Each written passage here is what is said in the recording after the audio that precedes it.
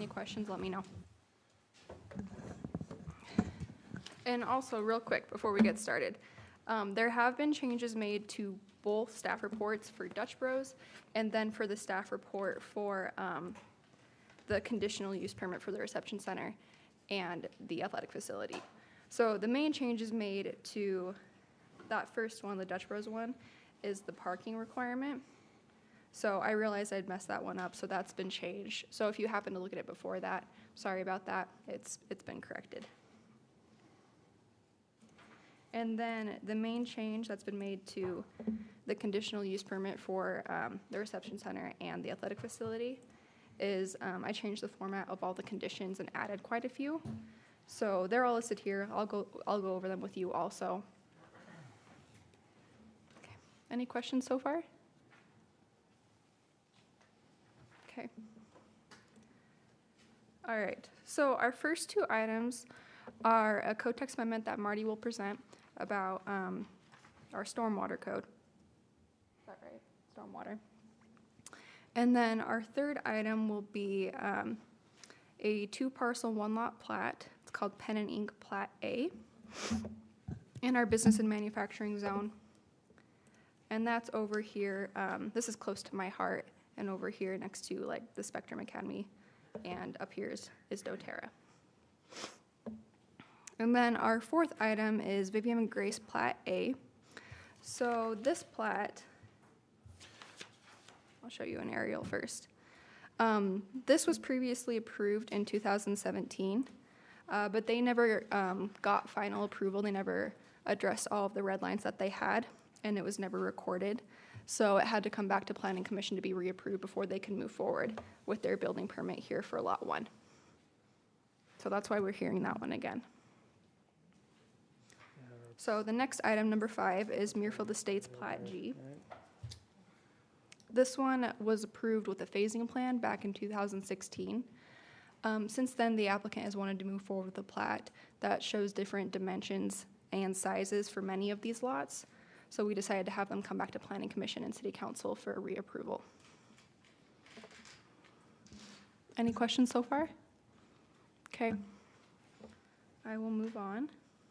Sorry, really? Yeah. On that one. They've already been selling those. Yeah, so not in this one. Let me pull up the phasing plan real quick.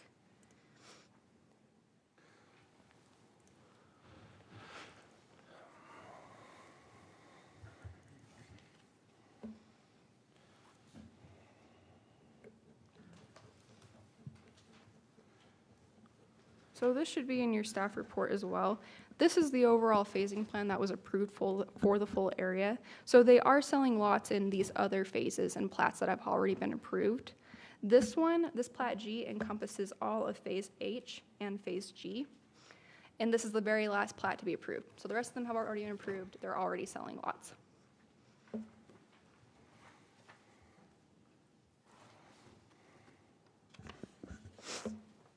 And then Dutch Bros. Do you guys remember Captain D's that came to us it might have been the beginning of this year. So this is moving forward on that same site. They decided not to go in there, and so they're being replaced by Dutch Bros. They've just made some changes to the building size and the design mainly. So the building's a lot smaller than the one that was originally proposed here. It's only about 860 square feet. And then this is what it's going to look like. Yeah. Okay, moving on to this conditional use permit. This will probably be the largest item that we have tonight. So in the Dropbox folder, there's a folder for all the public comment that I've received via email.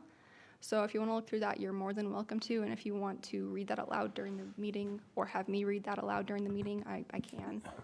So what I think we'll do, unless anybody feels strongly against it, is not read them all aloud, because I am anticipating there will be quite a few people voicing all the concerns that are brought up within those. Mm-hmm. I think I've read through them all. In fact, I've read through them all. I think other people have too. We'll attach them to the minutes of tonight's meeting. Okay. But we'll address them. I would like to maybe use some of their concerns there before we open up the public hearing, just to, yeah, I mean, there's a big misunderstanding of what conditional use permits are. It's not a rezone. It's not changing anything that's allowed in the zone. It's, so I'd like to take a minute before that. Well, and I know that you put that into your report. Thank you for doing that. Yeah. And we'll just to hit some of those from those concerns before we open it up. Suggest that we do what we've done in the past and just say no repetition. Oh, yeah, yeah. You'll keep a clock? Sure. Tim will be the guy that says you're done. Honestly, though, that would be helpful if you want to do that. Okay. Sounds good. Do you want me to go over right now the difference between a conditional use permit and a rezone, or are you all pretty comfortable with how that works? I spent time today looking at all the codes, just because I was bored at work. Glad you're not a doctor. I'm saying. Doctor of law, actually. So I am a doctor. I haven't used that one before. Yeah. No, I'm just kidding. But I don't know if anybody else wants a refresh on that. Okay, Yeah. that's totally fine. I mean, is there anyone else that would like to hear that? I've been doing this for a while, so I'm pretty comfortable with it, but Okay. if anybody else does, go for it. Okay, I'll go over I it. mean, if you've got other things that we need to get to before, that's fine. No, that's okay. This is going to be our biggest item, and then also, the only one after this is Granny Bees. So, and we've already gone over that quite extensively. So yeah, let's go over it real quick. Let me pull up a zoning map real quick. So there's all these different zones in Pleasant Grove. They are all designed to support a different set of uses. So for example, you have like our manufacturing district down here. This one's geared towards manufacturing and industrial uses. You have commercial, obviously that's geared towards commercial and retail type uses. And then you have single-family residential, which is for single-family residential homes. And then the rural residential zone, which is also for single-family residential, but also includes some agricultural uses. And there's also some animal rights that are allowed here. So in each of these zones, there is a list of permitted and conditional uses. A permitted use is a use that is generally allowed without any special permission. Like someone could come to us and move forward with a business license or a site plan review without getting permission beforehand. Alternatively, a conditional use requires that the applicant apply for that, and then we notice to all the neighbors, and then they have to attend a public hearing, planning commission, where that item is heard and public comment is taken. And then the planning commission either approves it or denies it, or approves it with conditions, or that you can also continue it. That's also happened before. So the idea behind a conditional use is that the planning commission can hear it, and they can make conditions or restrictions accordingly that will mitigate any negative impact that that use would cause to persons or other property nearby. Any detrimental impact, Yep. not any negative. Just, we should And so in the be code, careful with that language. in the code specifically, it says it can be granted if the subject use will not be detrimental to the health, safety, or general welfare of persons residing in the vicinity or injurious to property in the vicinity. And this is where it lists how it could be detrimental. So alternatively, a rezone would be like you were taking one of these pieces of land and changing it to a different zone, which would be a different set of regulations and a different set of permitted and conditional uses. Do you guys want to go through these in more detail? I'm okay with that. Okay. So I was just going to point out that the language in the state code that allows for conditional uses that our city code has to follow as well, just offers some additional, it puts a pretty high bar for us to deny a conditional use application, in that it says that we shall approve a conditional use if reasonable conditions are proposed or can be imposed. to mitigate the reasonably anticipated detrimental effects. It says that we can deny it. I think we have some conflicting language within our code on the bottom one there where it says the use will in any other way be injurious to the property in the vicinity. That's great catch-all language, but that's not true. It's a little bit too broad to be able to follow what state code and what the code says up above as far as it being detrimental. And so it is a pretty high bar. Also, the state code, or the city code, explicitly says that we can't take the impact on property value into consideration when looking at approving conditional uses. Right, and that's why, and that's something we'll have to explain tonight, because in almost all of the letters, there was a concern over property value. So what could be considered injurious to property? Safety hazards to children around the area. I think noise levels could be, if they exceed, can they? Yeah, it does have Disturbing the to- peace? Huh? Disturbing the peace? So I will say where I think we're safe is following our city code. And so I actually pulled out our noise ordinance and our light ordinance and everything else that they have to follow. And I think as long as they can achieve that, it makes it reasonable. And we can put conditions on it so that it achieves that, makes it reasonable without relying on our objective analysis of anything. Very subjective analysis. And I have a question, I don't know if this is the appropriate time to bring it up, but obviously there's similar facilities just down the road. Mm-hmm. When those were approved, were they approved on a conditional use, or were those, was that area zoned to allow that? I don't know for sure. There is a commercial overlay, so there is a different zone overlay that does allow for different uses, but I'm not sure if it is a conditional or permitted use. Because that's literally Is- within about a mile of that. Yeah. It's less than a mile. Yeah. 750 feet according to Yes. some of the letters. Yeah. So I'm wondering if, So is the, no, it's more than that. That's what they put in their letters. I'm just wondering if, like, we would have seen similar arguments when those things were Mhm. approved, like the PAC location, and then also the church that was converted into a reception center. I mean, would there have been similar?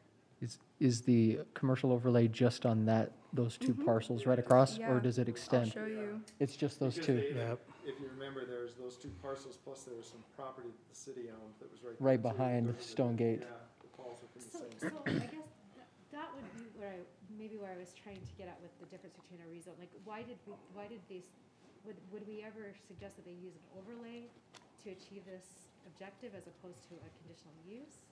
So, this is just my take on it. Considering what it is, like, let me scroll down here and show you.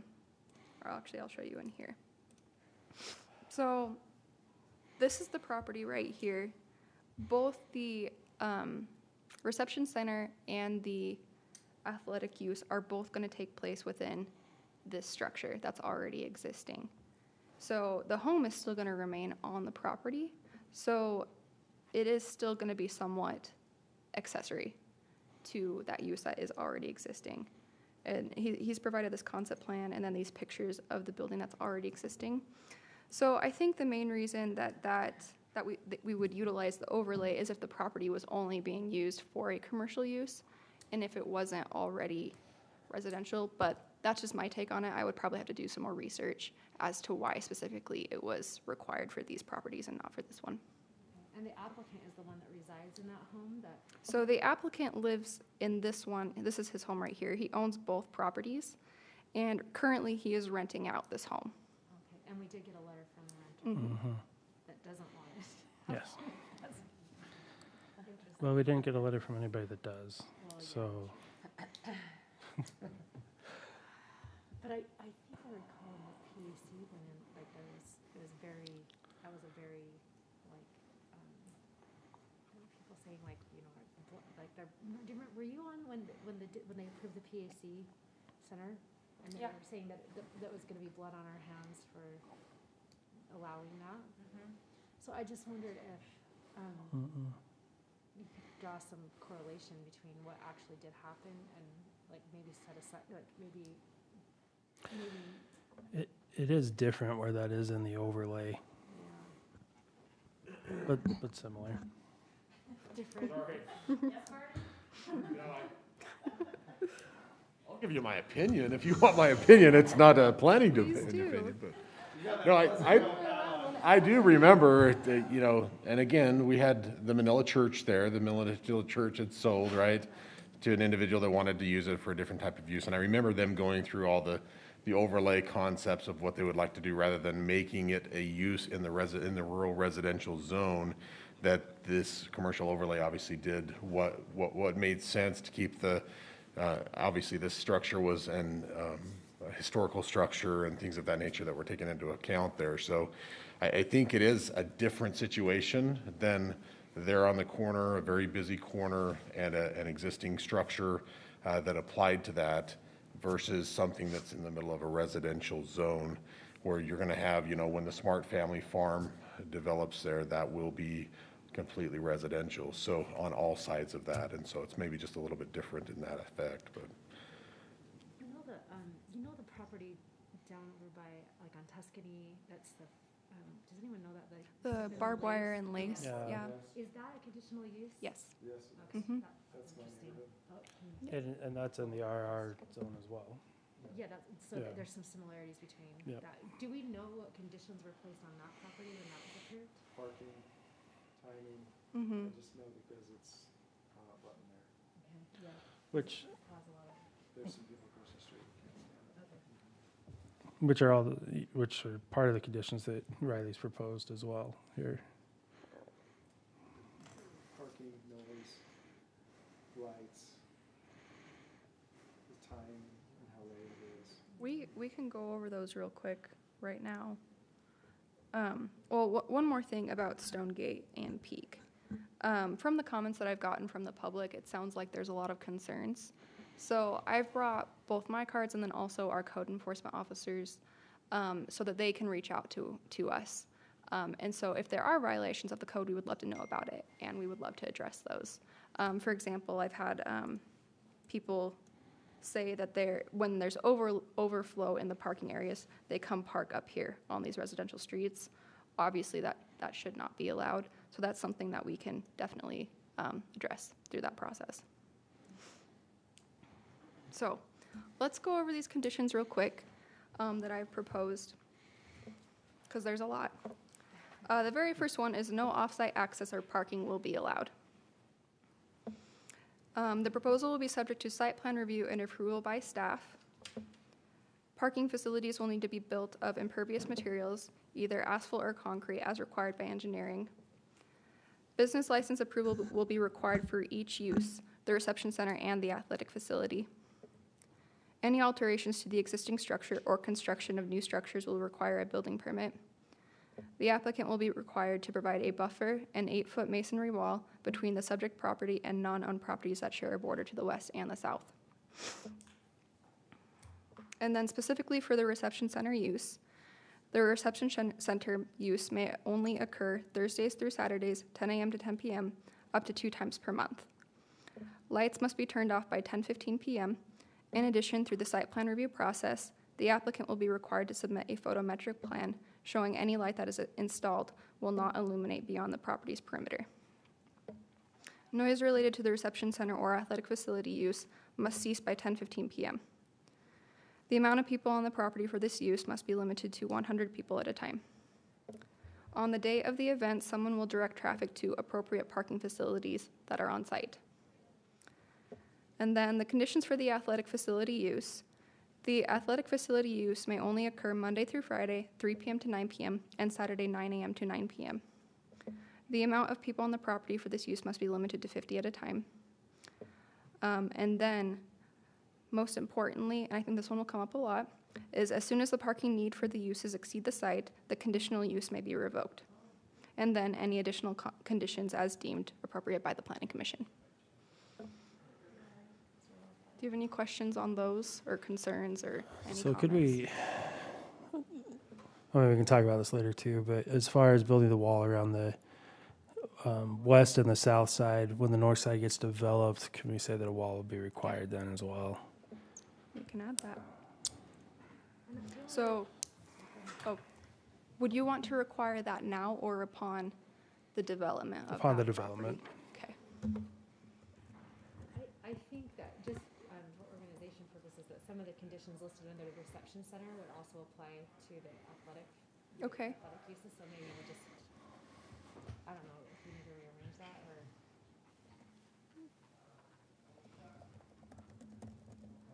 So all, do you think all the ones for the reception center use should also apply to the athletic facility? Except for the time. Okay. There's obviously a time difference between when it can be used for a reception center and when it can be used for an athletic center. Mm-hmm. But it seems like the rest of them would, other than the number of people allowed Okay. differs, right? Yeah, the number of people and then just the times. Timing, but the Yeah. others, like the lights, the noise, and Okay. the days. Well, I wonder if traffic probably wouldn't be as big of an issue with the athletic, but So yeah. the applicant has indicated that typically it's gonna be within that barn that I showed you. And it's going to be like a basketball or a volleyball team that's practicing there. So they're gonna have just the members from each team and then possibly coaches, parents, or anyone else that's watching. So they indicated that they probably would not have more than 25 people there at a time. Okay. So maybe just the lights and noise Okay. issue would be one that would apply to both uses, both the athletic and the reception use, I would assume. Okay. Right? Would the athletic, being athletic, would it be required to have coaches on site? It can't just be an open gym for the teams. Okay. Could. That's tough to enforce. Yeah, I don't see, anyway, we can talk about this during the Yeah. meeting.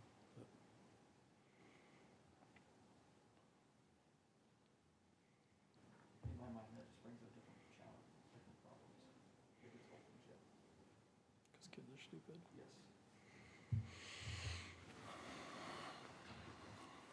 They would have to do with lead blazing and stuff, but.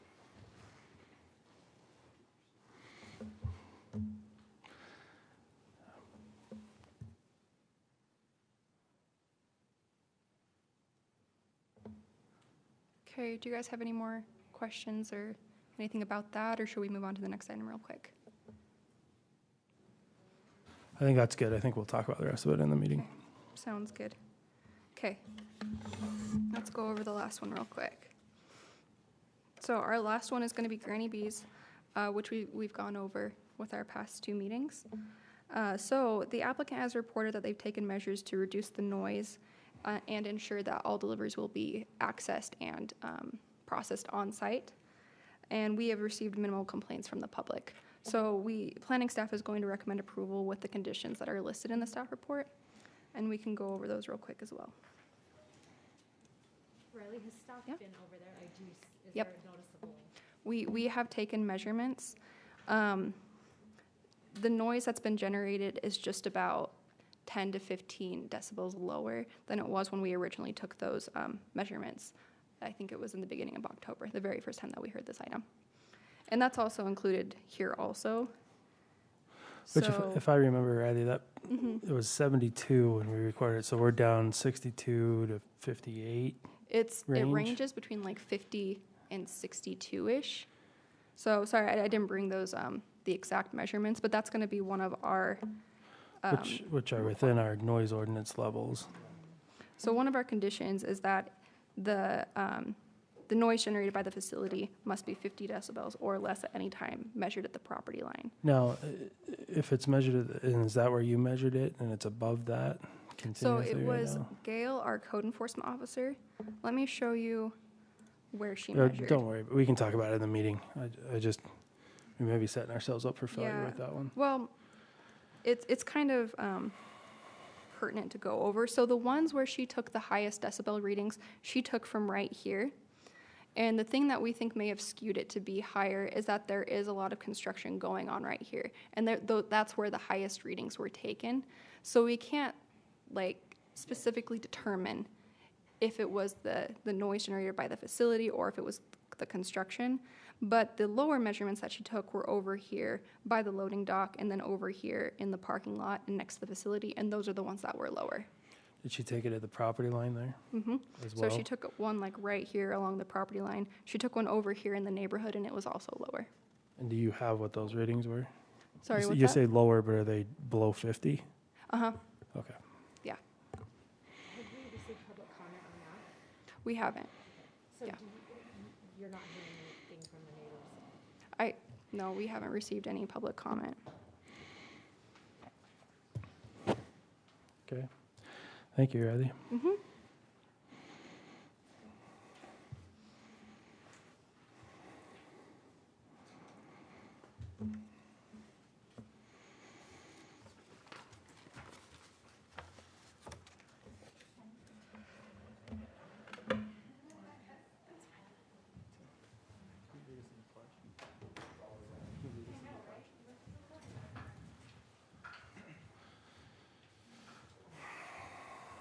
Thanks, Jim.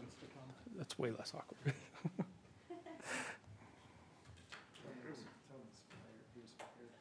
Yeah, right.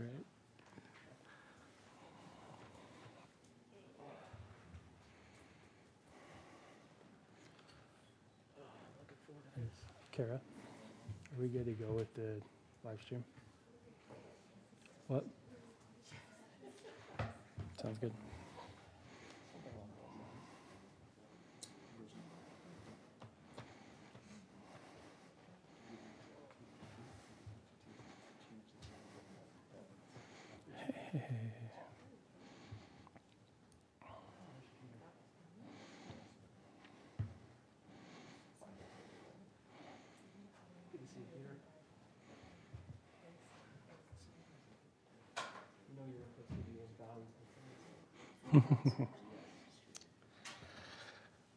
All right, it's 7 o'clock. We'll go ahead and get started today with the Planning Commission meeting.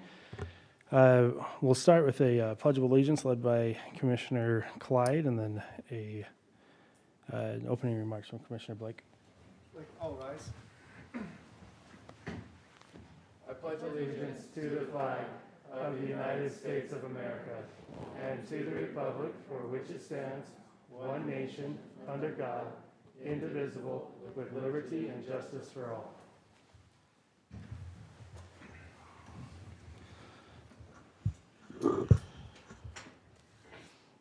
Our Heavenly Father, we thank Thee for the opportunity that we have to be here tonight at Planning Commission. We thank Thee for this area that we live in and for the freedoms that we enjoy and for the rights that we enjoy. We're thankful for our community and for our desire to improve that and make it the best that it can be. We ask you to please bless us tonight as we're here, that we can have a spirit of civility, that we can try to understand one another's perspectives, that we can, even when we disagree, that we can be civil with one another. Bless us that we will make good decisions and that we will be able to return home in safety. And we say these things in the name of Jesus Christ. Amen. Amen. Thank you. All right. Reviewing tonight's agenda, do we have any discussion on tonight's agenda? If not, I'll entertain a motion to approve the agenda. I'll make a motion that we approve tonight's agenda. Second. We have a motion by Commissioner Coombs to approve tonight's agenda, a second by Commissioner Martineau. Butler? I didn't know if you did or Jim. All right. Commissioner Butler, all in favor? Aye. Aye. Any opposed? Deal. We've had an opportunity to review tonight's staff reports. Do we need any discussion on those? And if not, I'll entertain a motion to approve. I'll motion to approve tonight's staff reports. Second. Deal. We have a motion by Commissioner Clyde to approve tonight's staff reports, a second by Commissioner Butler. All in favor? Aye. Any opposed? Good deal. Are there any declarations of conflicts or abstentions from commissioner members for the items on tonight's agenda? I will abstain from the discussion of Granny Bees, That's item number 9. item number 9. So Commissioner Martineau will abstain from item number 9. Thanks, Jim. All right, with that, we'll go ahead and we'll move on with the agenda as proposed this evening. We'll start with item number 1, which is a public hearing to consider amendments to City Code Section 10-14-23, storm drainage standards, revisions being made in order to meet State of Utah Department of Environmental Quality low-impact development standards. There's got to be a great acronym for that one. That's a mouthful. DQ, and DWQ, and MS4. Are those good acronyms for you? That's great. Thank you. Thank you, Marty. Perfect. Great, good to be before you today to talk about these. There's 2 items here that we need to discuss with regards to some text code amendments that need to be made in order for us to comply with current requirements for the Division of Environmental Quality. It's we are we have what's called an MS4, a Municipal Separate Storm Sewer System. And with that, because we are a community that has a storm sewer system, we are required to follow the Department of Environmental Quality's requirements. Essentially, it trickles down from the EPA, from the federal EPA requirements. The state has taken on the role of managing the stormwater requirements for the state rather than having the EPA do that. And so as part of that, we are a separate system ourselves. We have our system, and we have committed to follow the state requirements of that system. Recently, there were some changes to that requirement with regards to what are called low-impact development requirements. Essentially, the state requirements are further requiring that anybody that is doing a development or creating an increased flow of stormwater from their site are required to follow these new standards. The new standards essentially are mainly having to do with how the water flows from your site. So historically, naturally, when you have stormwater flow on an undeveloped piece of ground, you have so much that typically will infiltrate into the ground. There'll be a certain portion of that will then flow to what was probably ancient streams at the time that went to Utah Lake. And essentially, they're trying to get back to where some of that infiltration that we now come and we'll put a pavement or we'll put a house or a shed on a surface that then creates less infiltration that's happening into the ground. The overall understanding of that is they're trying to get it back to more of a natural infiltration that used to be there rather than taking everything and throwing it to the lake. There are good and bads with doing that. We already do this to some regards in all of our current systems. What's different about what's now being required is that they actually are putting what's called low impact development standards, which require a cleanliness standard as well as a infiltration standard for this water. So essentially, if you come now before the city, and this is something that's going to City Council on December 15th for the full implementation that will happen on January 1st. Essentially, the idea of this is if you come in, you now are going to have to go through a process of determining what your impact is specifically for low impact development. And then through that process, you'll have to answer a number of questions that will be asked about how you can better impact the quality of the flows and also whether or not you're going to be required to infiltrate water into the ground. Now, Pleasant Grove, a number of years ago, went away from the requirement or from allowing what are called sumps or groundwater infiltration basins to where we're putting water into the ground. And there's a lot of reasons for that. One of the main reasons is typically the pollutants that potentially can go into the ground by doing that. And Pleasant Grove City has a lot of our areas that are covered with our water. And the water that we take out of the ground, we have a number of wells, and each one of those have zones that we try to decrease the amount of infiltration because of the potential contamination of the groundwater around us. And so a number of years ago, I was not involved at that point, said that Pleasant Grove City does not allow sumps or groundwater infiltration. We are now relooking at that and seeing how we can do that safely. And essentially, these standards are allowing for the infiltration as they go through and answer the questions with regards to low impact development. If they're in areas that can allow for safe infiltration of water, then we'll go through that process with them. So that kind of is what is before you, because it's in Title 10 of the code, then that title is required to come before the Planning Commission for a recommendation of approval to the City Council and a public hearing before we can move forward on approval at City Council level for Title 10 amendments. Essentially, not only were we making changes because of the new requirements from the Division of Environmental Quality, we also were making changes just because some of our code was outdated and unclear, written a little bit different. And so we made some additional changes to the code that made sense essentially with that regards. I'm not sure why It's just to be clear, Marty, you're presenting on items number 1 and 2 right now. yeah, concurrently. this is for items 1 and 2.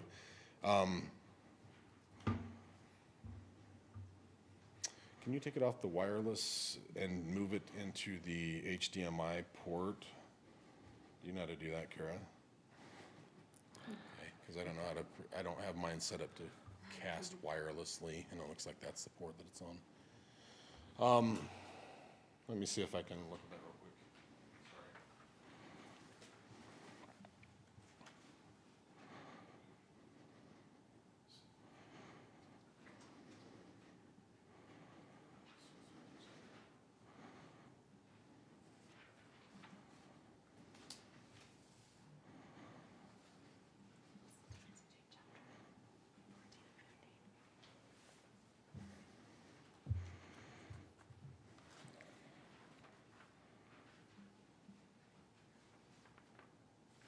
One applies to the Grove, one applies to the Grove, and one applies to the city engineer.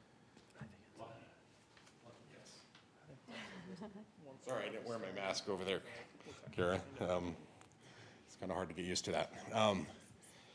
So the first item that's on the agenda is a fairly minor text amendment that is due to one section of our code in Title 10 under Section 14, which is under the Grove zoning district. For some reason, that portion of our code has its own little storm drainage standards for the Grove zone. And so in that, we just needed to make this small reference with regards to all development shall meet the low impact development standards as outlined in Title 8 and Chapter 6 and Title 11, Chapter 7 of this code. And so those things, that was just a minor amendment on that one. So that's the first item that's before you that we needed to make that reference to the new updates that are being discussed at City Council level in Chapter 8, or in Title 8, sorry. And then looking at the item number 2, this is where the major changes were to our Title 10 code. That just helps better define all of the requirements that are now being mandated by the state for us to follow as an MS4 community. So I would be happy to go through any question. I don't know that there are quite a few changes being made here. A lot of them, you got definitions that are being changed. You got a little bit more references to our stormwater technical manual that is changing to meet the new standards. And so a lot of these things are just referring to other titles of the code as well as the stormwater technical manual. But if there's anything specifically in your review of that you would have a question about, I'm happy to answer any questions that you have or try to. It is an interesting revision. It's been in the works for about 3 or 4 years just because it's a little bit controversial in that it does have an impact on those that are developing. It will, have more, they'll have more difficulties in getting their stormwater requirements met, and it will cost more money for them to address those new standards. But there isn't, from our standpoint, I have a different opinion than others, and those are things that we don't really have a lot of control over, specifically because they're mandated by our MS4 community permit that we have with the state. So, any questions, I guess, that you guys would like me to address directly? What would happen within that MS4 if we didn't, that MS4 community that you're referencing, what would happen if we didn't implement these changes? I think that there's a potential that they would come down and audit our MS4, and we could I don't know. We'd be fined probably until we comply.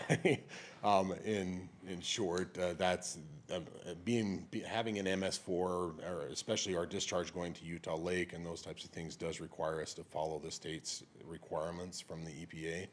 And so, because we are an MS4 community, then we do have to follow the standards that are established there. And so really these things went through a whole public process and process at the state to get approved.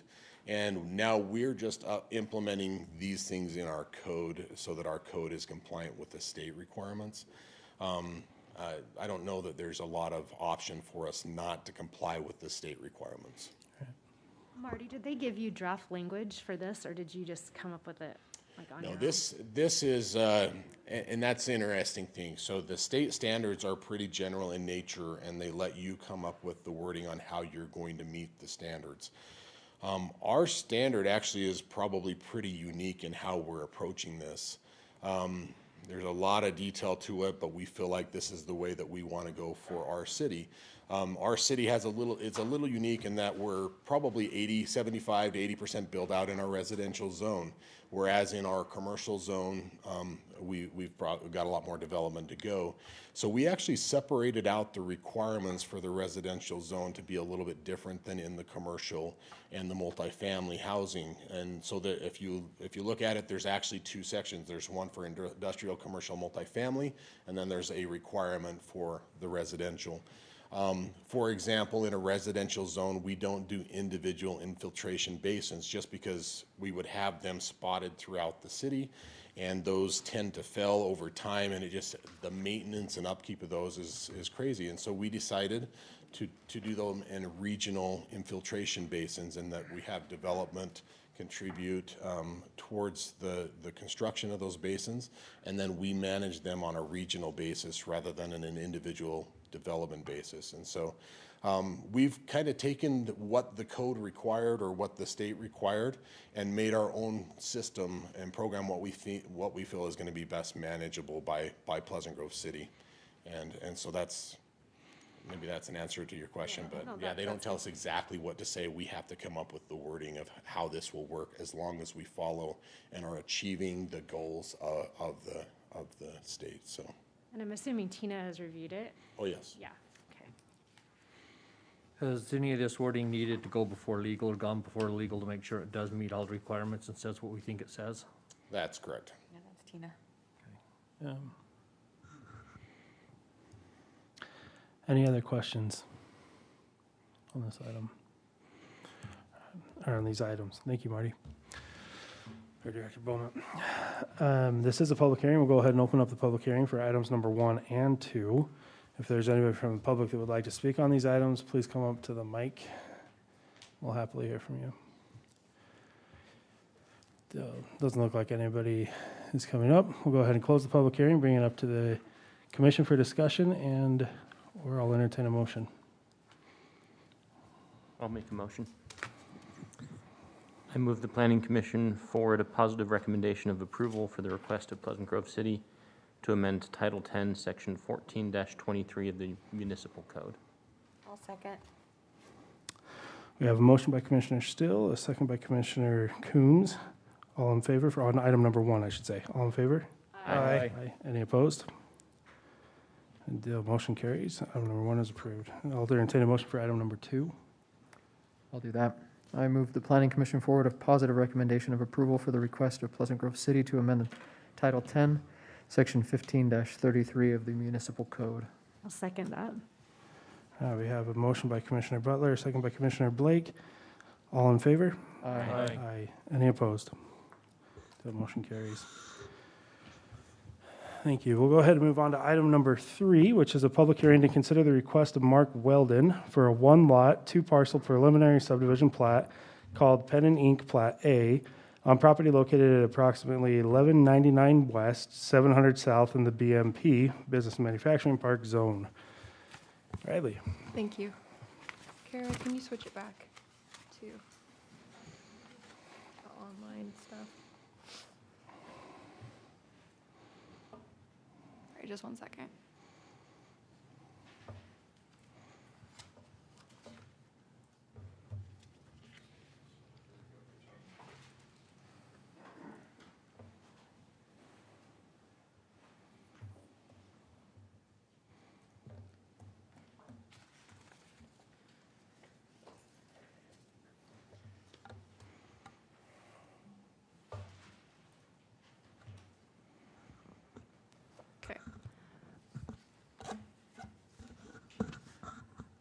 Item 3 is for a preliminary subdivision plat called Pen and Ink Plat A. It's a 1-lot, 2-parcel plat that is located in the BMP Business and Manufacturing Zone.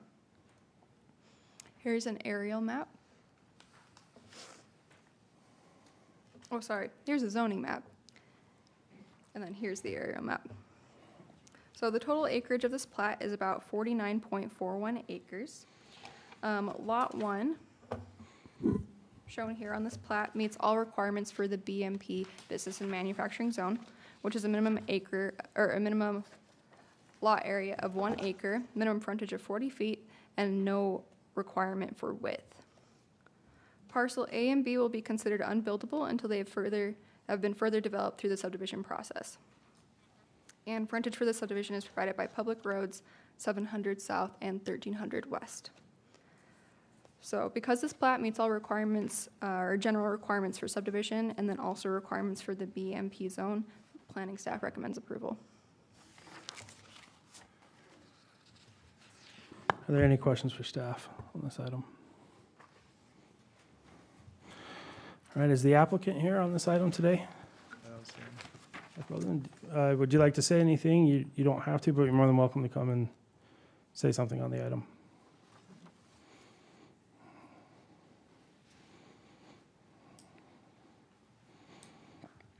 Thanks. I'm actually, the applicant himself is not, Mark Weldon is not here, but I'm legal counsel for Mark. And so I'm here, this really is a application done in conjunction with the city. Parcel A is owned by the city, and so we're not only just platting a parcel that will make Parcel B and Parcel A compliant with respect to your subdivision ordinances, but we've been working with the city over the last little while and trying to get this subdivision plat approved. So more than anything, we're just here in support of advancing this.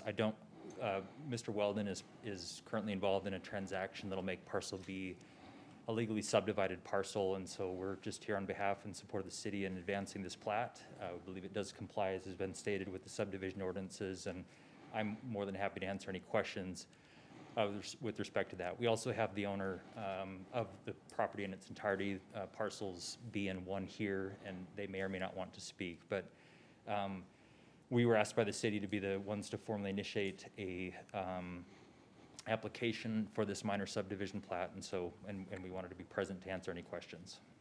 I'm sorry, can I have you state your name for our record, Yeah, please? sorry. So Brian Rosander from the law firm of Parsons, Bailey, and Latimer in Salt Lake City, Utah. Thank you. Sounds good. Any questions for the applicant? Sounds good. Thank you. Thanks. This is a public hearing. We'll go ahead and open the public hearing on item number 3. If anyone from the public would like to come comment, please do so. Come state your name at the podium and we'll be happy to hear from you. Good deal. Looks like there is no public comment. We'll close the public hearing and bring it back up to the commission for further discussion, or I'll entertain a motion. I'll make a motion. I move the Planning Commission forward a positive recommendation of approval for the request of Mark Weldon for a subdivision plat called Pen and Ink Plat A on property located at approximately 1199 West, 700 South in the BMP Business and Manufacturing Park Zone, and adopting the exhibits, conditions, and findings of the staff report, and is modified by the condition that all final planning, engineering, and fire department requirements are met. I'll second it. Good deal. We have a motion by Commissioner Blake and a second by Commissioner Clyde. All in favor? Aye. Any opposed? Good deal. Motion carries. Moving on to item number 4, which is a public hearing to consider the request of Travis Armistead for a 2-lot preliminary subdivision plat called Vivian Grace Plat A on property located at approximately 359 East, 500 South in the R18 single-family residential zone. Thank you, Chair. Item 4 is a preliminary subdivision plat called Vivian Grace Plat A. It's a 2-lot subdivision in the R18 single-family residential zone. Here's an aerial image of the plat. Or sorry, again, this is a zoning image of the plat, and then this is the aerial image of the plat. So this plat was originally approved. Here's the plat image. This plat originally was approved in 2017, but all red lines were not addressed. It did not receive final approval, and it was never recorded. So it needed to be reapproved before it could move forward with building permit approval for this new lot, Lot 1. So there's an existing home on Lot 2, and there is an existing garage on Lot 1 that will be demolished with further development of this plat. Street improvements are not existing. The total acreage of this plat is 0.48 acres, and there will be 2 residential lots. They both meet all requirements for the R18 single-family residential zone. And those requirements are a minimum lot area of 8,000 square feet, minimum frontage of 35 feet, and minimum width of 85 feet. So because both lots meet all requirements for the R18 zone, and then for all general requirements for subdivisions, staff recommends approval with the condition that street improvements will be required upon further development of the property. Do we have any questions for staff? Is the applicant here for item number 4? Would you like to come up and say something? You're good? Sounds good, thank you. This is a public hearing. We'll go ahead and open up the public hearing now for item number 4. If anyone would like to come make a comment, you're more than welcome to do so. Looks like there are no comments from the public. We'll close the public hearing, bring it up to the commission for further discussion, or I'll entertain a motion. I'll make a motion. I move the planning commission forward positive recommendation of approval for the request of Travis Armistead for a subdivision plat called Vivian Grace Plat A on property located at approximately 359 East, 500 South in the R18 single-family residential zone, adopting the exhibits, conditions, and findings of the staff report and is modified by conditions below. Street improvements will be required upon further development of the property, and all final planning, engineering, and fire department requirements are met. I'll second. Good deal. We have a motion by Commissioner Martineau and a second by Commissioner Clyde. I heard him first. All in favor? Aye. Aye. Aye. Any opposed? Good deal. Motion carries. We'll go ahead and move on to item number 5, which is a public hearing to consider the request of Ryan Bybee for an 18-lot preliminary subdivision plat called Muirfield Estates Plat G on property located at approximately 3300 North, 1450 West in the R120 single-family residential zone. Thank you. This is a preliminary subdivision plat called Muirfield Estates Plat G. It's an 18-lot subdivision in the R120 single-family residential zone. Here's a zoning map. And here's an aerial. So the phasing plan for this area was approved in 2016. However, when the applicant went to move forward with Plat G, staff realized that there were many dimensions and sizes throughout the plat that differed from that original plat that was approved. So we decided to have them come back to Planning Commission for approval. So one lot, Lot 67, has an existing home and it meets all setback requirements for this zone. There are 4 lots within this plat that do not meet requirements for lot size or lot width. This is allowed because of our lot size averaging ordinance in this zone, which states that lot size averaging is allowed in the R120 zone to allow for better use of land, to discourage odd-shaped lots, and to allow for diversity in design and layout of residential subdivisions. So the lots that do not meet these requirements are Lot 50, 52, 59, and 57. 50, 52, 59, and 57 do not meet the minimum area requirement, and then Lot 50, 52, and 59 do not meet the minimum width requirement. So this can be allowed if the following conditions are met. The subdivision that utilizes lot size averaging must have 4 or more lots. No more than 25% of lots in the subdivision plat may be reduced below the minimum required lot area. Corner lots shall not be permitted to be reduced in minimum required lot area or width. And the smallest permitted lot area will be 16,000 square feet, which is 80% of the standard minimum lot area requirement. And the maximum single lot area will be 25,000 square feet, which is 125% of the standard minimum lot area requirement. So besides those 4 lots, all other lots meet all requirements for the R120 zone, which is a minimum area of 20,000 square feet, a minimum frontage of 35 feet, and a minimum width of 100 feet. Frontage for the subdivision will be provided by public roads 3300 North, which is existing, 3250 North, which is proposed, and 1550 West, which is also proposed. So because this plat meets all requirements for, all general requirements for subdivision, and then all requirements for lots in the R120s, single-family residential zone, staff recommends approval with the following conditions. That street improvements will be required upon further development of the property, and that building envelopes for Lot 53 and 67, as shown on the proposed plat, will be corrected prior to recordation.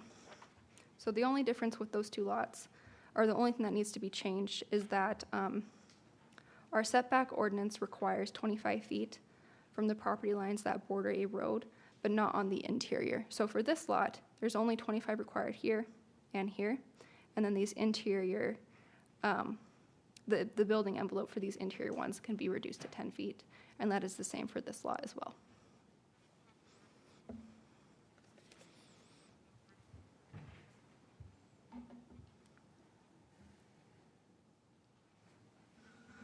Good Do you have deal. any questions for me?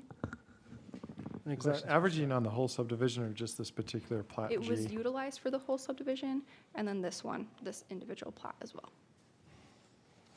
So our lot size averaging ordinance states that you can't use lots from previous subdivisions that have been recorded in a new subdivision plat.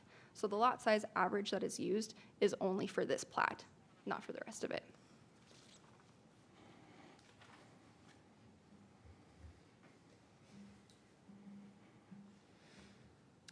Any other questions for staff? Well, yeah, it really has to do with that corner lot. 53 affects the rest of them. That's the reason why, is that setback. Is this requiring 53 then to the front of the house to face east? Which would be on 1550 west? Hold on, just one second. Because it's got a 33-foot setback versus the 25 on the north side. So if they flip that, would that need to go to 33 on the north side and 25 on the, I don't know for sure. Marty, do you know why the 33 feet was required here? I have no clue. Is it even, it looks like it's still 25, even though it's like it was 33. Maybe a sprint there? No, it's 30. you go down to 60 and it still says 33. Is that what the setback is on an Well, the R120? setback requirement is 25. That 33 may include the width for the sidewalk and park strip. That would be 8 feet, right? Yeah. that one. It could be 9. I'd say that they just need to modify their dimensions, and I think you're probably right, that maybe it's going from the wrong location, measuring the wrong dimension there.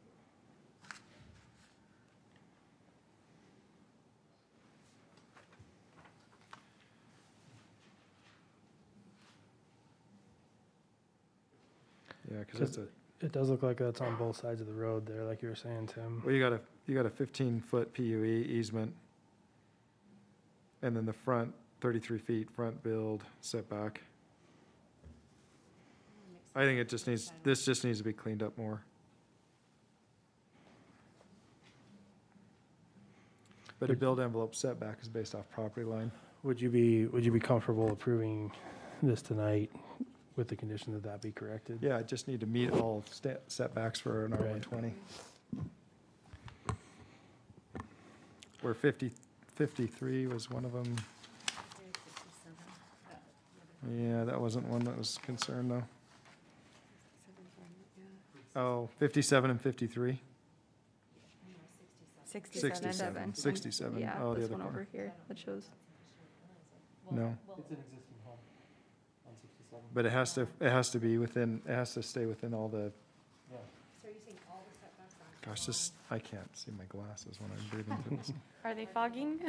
Yes, major fogging. Are you saying that that needs to be printed on all? No, right here it has it, shows it down here. It just needs to make sure that that Plat G is, everything's right, because that's what you're approving anyways, changing all these things that were wrong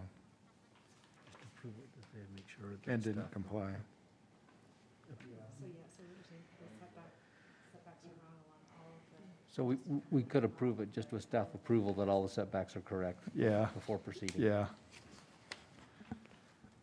So rather than just modifying those two that you've mentioned that are incorrect, just indicate that to modify all of the lots Yeah. that are not meeting correct setback requirements. And the staff will have to verify that before they proceed. Yep. You can have a 33-foot setback, but it's more than the 25. Right. But it doesn't make sense, so we'll work with the. But how it's written, it's saying they got to be at 33 instead of, they can be at 33. Yeah. I was gonna say, Want that, to put that limitation, I guess, on their ability to do their setbacks for the zone, so. it would be odd. Well, we can ask them. Because they- Dale, any other questions for staff before we move on? Yeah, is the applicant here for this item? Would you like to come up and say something, maybe?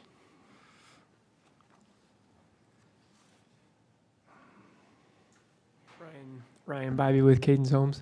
I don't need to add anything. I don't know what the discrepancy there is. I will tell you in the previous phases, the setback's been 25 feet, but we've pushed all the homes to 30 because we felt like 25 was too close.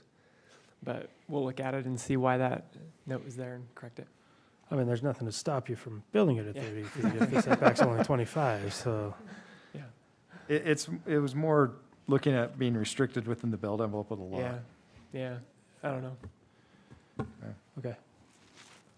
Sounds good. Any questions for the applicant? No, thank you.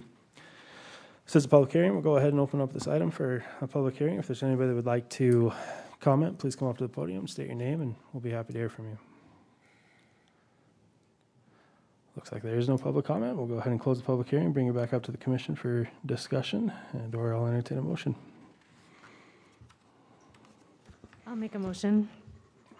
I move the Planning Commission forward a positive recommendation of approval for the request of Ryan Bybee for the subdivision plat called Murfield Estates, subdivision plat G, on property located at approximately 3300 North, 1450 West, in the R120 single-family residential zone, and adopting the exhibits, conditions, and findings of the staff report, and is modified by the following conditions. That's 1, street improvements be required upon further development of the property. 2, that building envelopes for lot 53 and 67, as shown on the proposed plat, as well as the setbacks shown on the proposed plat, will be corrected prior to recordation. And 3, all final planning, engineering, and fire department requirements are met. I'll second that. Good deal. We have a motion from Commissioner Blake, a second from Commissioner Clyde. All in favor? Aye. Aye. Any opposed? Good deal. Motion carries. Thank you. We'll move on to item number 6 on the agenda tonight, which is a public hearing to consider the request of Russ Orsi for a site plan for a single-story, single-tenant restaurant building on property located at approximately 452 South Pleasant Grove Boulevard in the Grove Zone, Commercial Sales Subdistrict. Thank you. She's going to conference in the applicant real quick.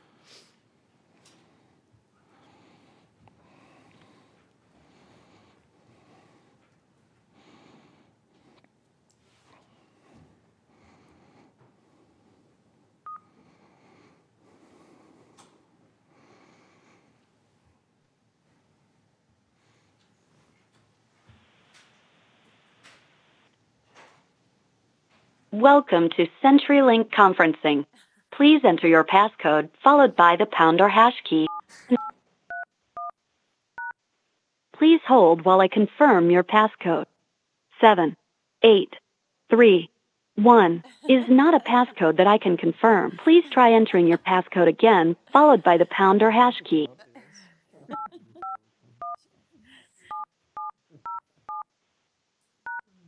Please hold while I confirm your passcode. Thank you. Your passcode is confirmed. When you hear the tone, you will be the 6th person to join the meeting. Thank you. Your passcode is confirmed. Hello? Hello? Good evening, Riley. Hi, we have you conference into Planning Commission. I'm just about to present the item, and then after I'm done presenting Planning Commission, we'll turn it over to you if you have any comments. All right, appreciate it. No problem. Well, I will just move on my presentation. So item 6 is a request for a site plan for a single-story, single-tenant restaurant building for Dutch Bros Coffee that is located in the Grove Zone Commercial Sales Subdistrict. Here's a zoning map. And then here's the aerial. This proposed site plan will occupy Lot 8 of existing plat called the Void Subdivision Plat E. And here's the proposed site plan. The total area of this building is about 800. Hold on just 1 second, sorry.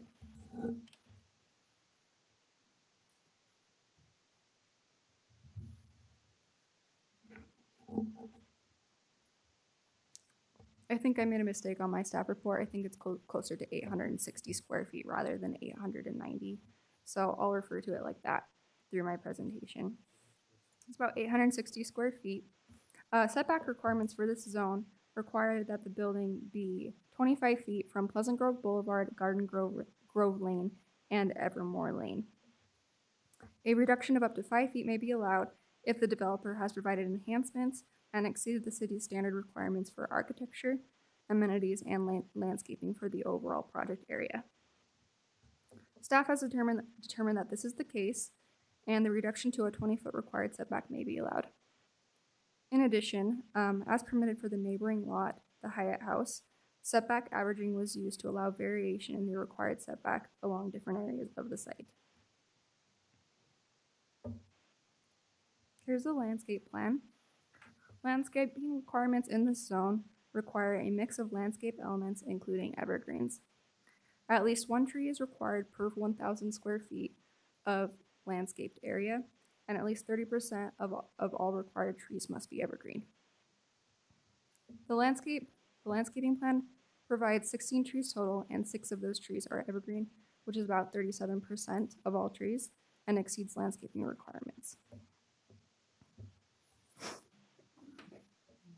The site plan has been reviewed by the Design Review Board, which found that the site and building meet all requirements for urban design as well as building materials and design. Here's the proposed elevations for the building, and then also the proposed elevations for the dumpster. And then here are building renderings.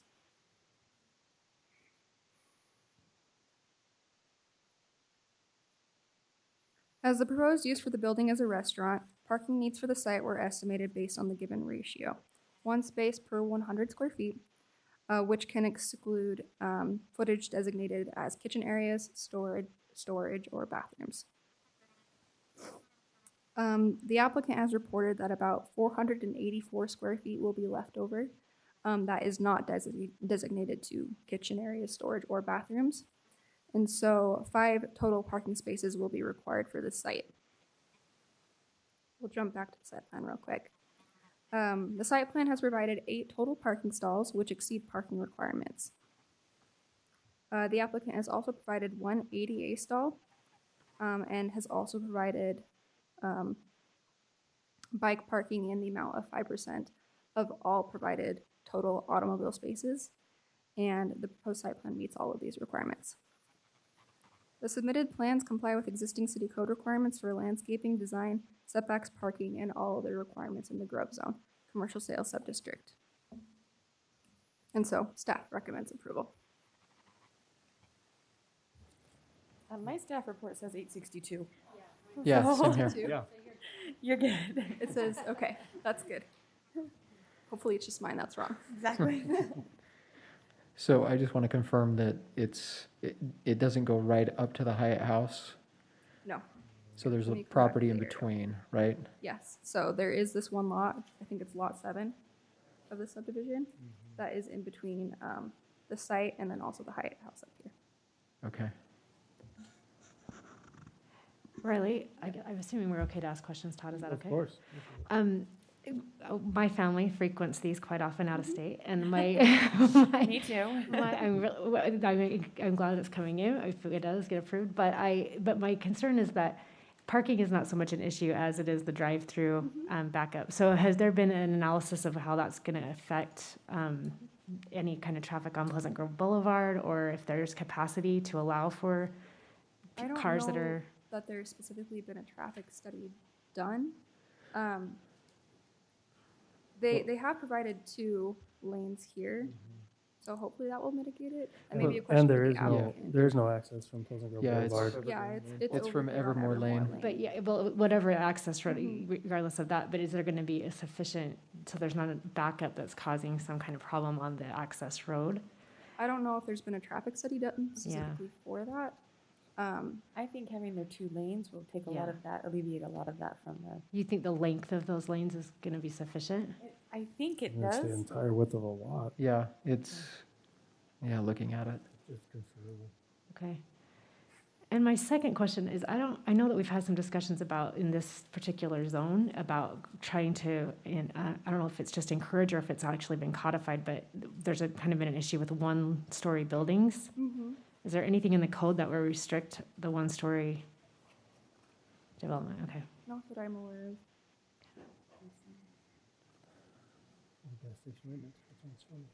Yeah, there's the gas station right down the street. I know, I just remember we've talked about the preference Yeah. being that there Or be. was that pushed down to the Grove, like down towards the freeway? Yeah, yeah. Well, I believe there was an issue with the Elevate building too, as part of that, but There was what? the Elevate building, which is across the street from this one. Yeah. Yeah, and that's a 2-story building. Uh-huh. Yeah. What was that in the commercial sales section? Got the liquor store right over there too. I think that one is. And that strip mall with the Jones Dentistry is all 1 story on the other side of the street. Yes. Precedence is set. So Okay. as of right now, though, there's nothing written in the code, Riley, that you're aware of that would prohibit a single-story building.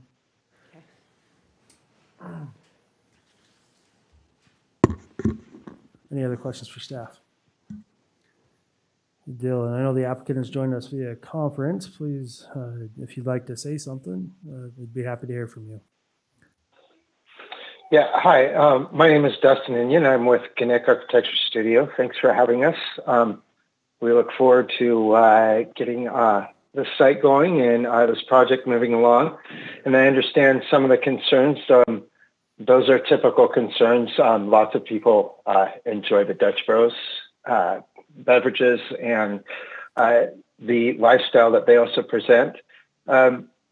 I would have to note here that, you know, we do have the double stacking lanes, and part of Dutch Bros thing that they provide is a runner system that where they have an employee or 2 employees out there to provide service, either taking orders from customers at their cars or delivering the beverages out to the cars.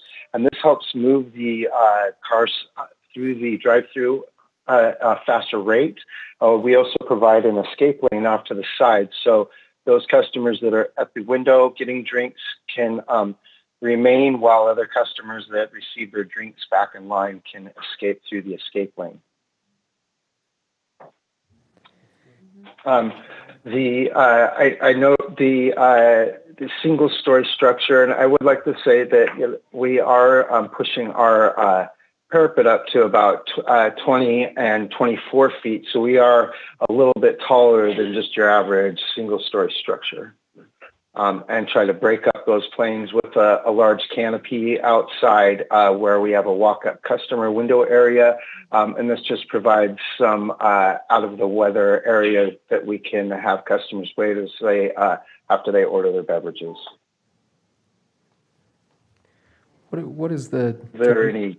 Yeah, what is the biggest volume, like car volume, that you would say frequents your store? I have Kelly on the phone as well from Dutch Bros. Hey, Kelly, could you speak to that? Well, Or I'm Amy? hoping you meant Amy. Amy, I'm sorry. I work with two. Kelly and Amy run both of the real estate department areas for Dutch Bros, and they both have been in the area, and they work hard at getting these projects going. So if you would like to speak to this, Amy, I'd appreciate it. Thank you. Sure. My name's Amy Humyalik, for the record, and I live in Grants Pass, Oregon. Yeah, regarding the volume, our goal is to get people loved in and loved out within 45 seconds. So we generally have space for 18 to 20 cars in our stacking lanes. That's a minimum requirement by us. And as Dustin pointed out, we do have runners. I don't know the total volume we have come through our stand every day, but if we serve one every minute, it's quite a few. Yeah, that's good. That's a good turn rate. Big numbers, yeah. I've got a question. Since you guys are online, where are your employees going to park when you only have 8 parking stalls? How many employees do you have on site at a time? Did you hear that? Did you lose them? Yes, yes, I did.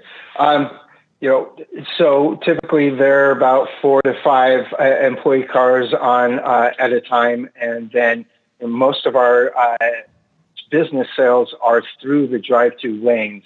So we rarely, maybe 1 or 2 cars service those walk-up windows. Mostly it's foot traffic coming in from off-site for that walk-up window. So most of the parking spaces are typically used for employees, as most of our services are provided through the drive-through lanes and the walk-up from off-site. When you say most, what is the percentage approximately of walk-up versus cars?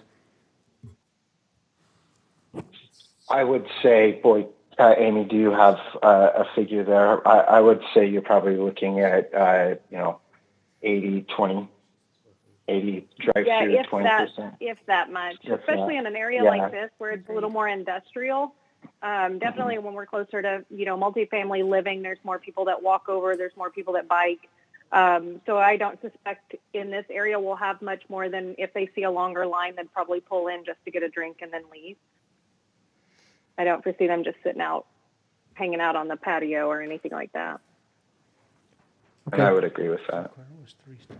Thank you. 5 employees still is 3 stalls. Mm-hmm. Thank you. Are there any other questions for the applicant? All right, thank you for joining.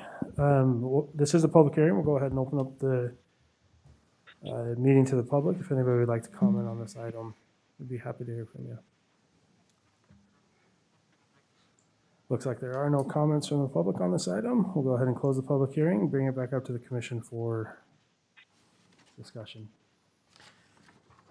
In discussion with the parking stalls, the minimum requirement was 3. If they have 5 employees, that still leaves 3 empty stalls, which is the average requirement for the size of the building anyway. It's just square footage. It doesn't specify what it is.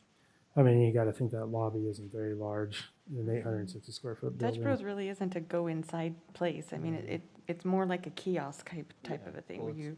Yes, if I can, that's, like I said, that most of our services through the drive up, there is no interior space. We are providing a access at the exterior should a customer need to use the restroom, but this is not the building does not provide any public spaces. The only public space would be out underneath the canopy while you wait for your beverage. Thank you. I will make a motion if there's no further discussion. Sounds good. I move the Planning Commission forward a recommendation of approval for the Russ Orsi for the proposed site plan on property located at approximately 452 South Pleasant Grove Boulevard in the Grove Zone Commercial Sales Subdistrict, and adopting the exhibits, conditions, and findings of the staff report, and that all final planning, engineering, and fire department requirements are met. I'll second that. Good deal. We have a motion by Commissioner Coombs and a second by Commissioner Blake. All in favor? Aye. Aye. Any opposed? Oh, good. Motion carries. We'll now move on to items number 7 and 8 that we'll hear concurrently.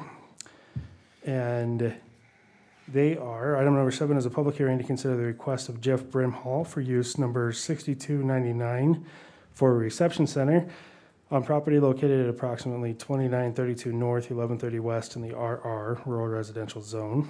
And item number 8 is a public hearing to consider the request of Jeff Brimhall for use number 7400 for an athletic facility on the property located at approximately 2932 North, 1130 West in the RR, Rural Residential Zone. Riley. Thank you. So items 7 and 8 will be presented together. They are for a request for a conditional use permit for use number 6299, a reception center, and use number 7400, an athletic facility in the RR, Rural Residential Zone. So first, I want to go over the difference between a conditional use permit and a rezone.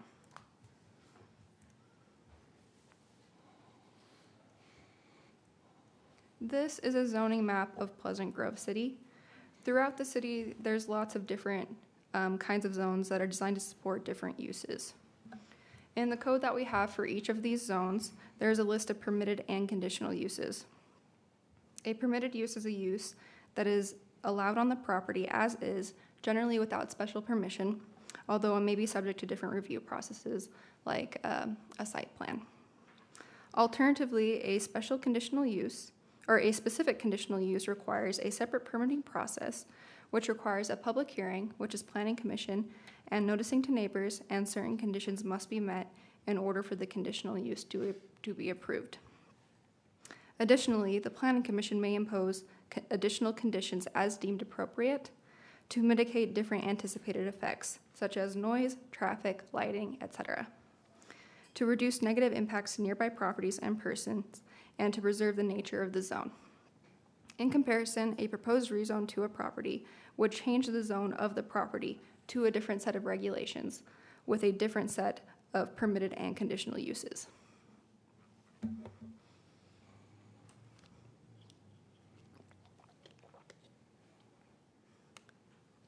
So coming back to what has been proposed tonight,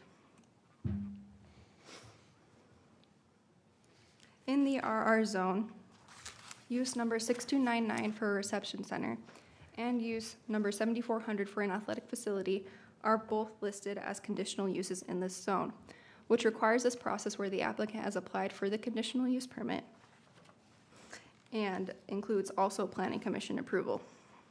This is the very first step in this process. Once the applicant has received approval from the planning commission, they may proceed with the site plan, business license, and building permit review and approval by staff. In this case, the proposed use will be subject to a site plan review to ensure all parking, engineering, and fire department and all other requirements have been met.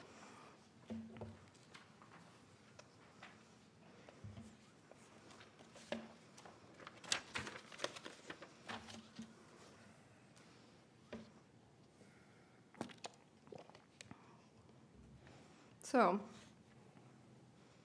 here's the zoning map of the property, and then here's an aerial image.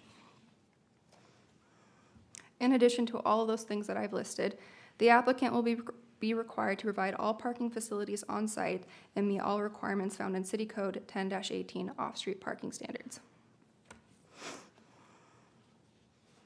Here's the concept plan that the applicant has proposed.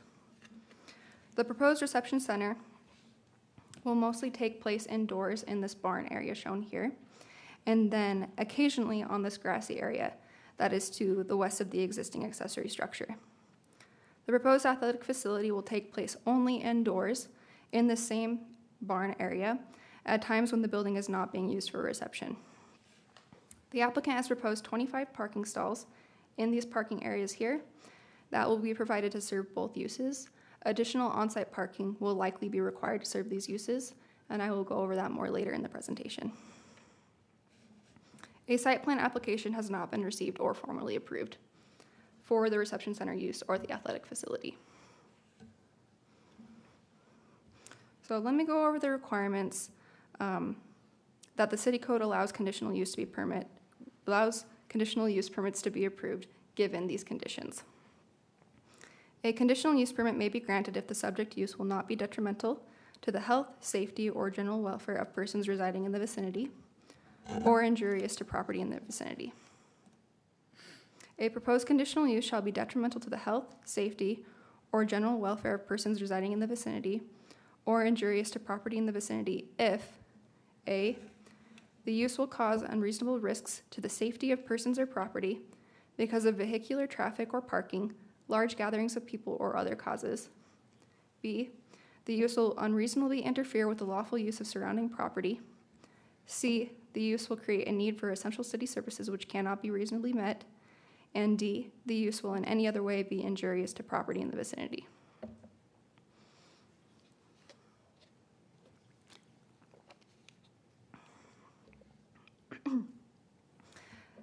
Again, the applicant will be required to provide adequate on-site parking to serve both of these uses. The amount of parking provided will be reviewed with the site plan review by staff, along with all other engineering and fire department fire department requirements. This is the concept plan that the applicant has currently proposed.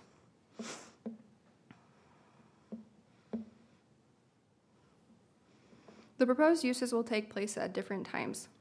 The applicant has proposed to hold a reception at this location 1 to 2 times per month with an expected capacity of 100 to 150 people.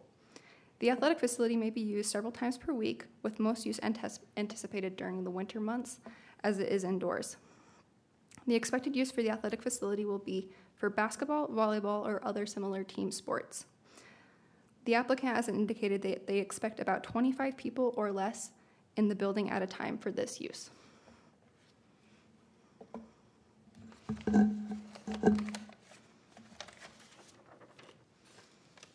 So these are the proposed times that the applicant has proposed for each of these uses. For a reception center, they have proposed Monday through Saturday, 10 a.m. to 10 p.m. And for the athletic facility, Monday through Friday, 3 p.m. to 9 p.m. And then on Saturday from 9 a.m. to 9 p.m.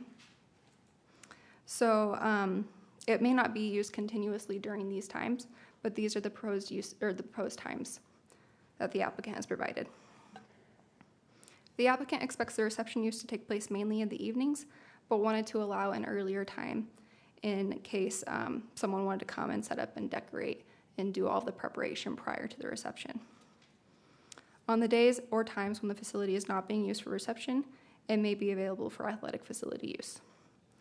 The applicant has indicated alcohol will not be served in association with the reception center.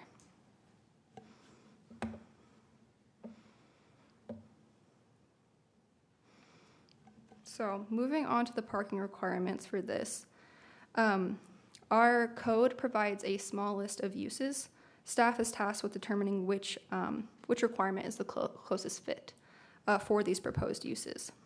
So staff found that the following parking requirements may be useful in determining parking requirements for each of these uses.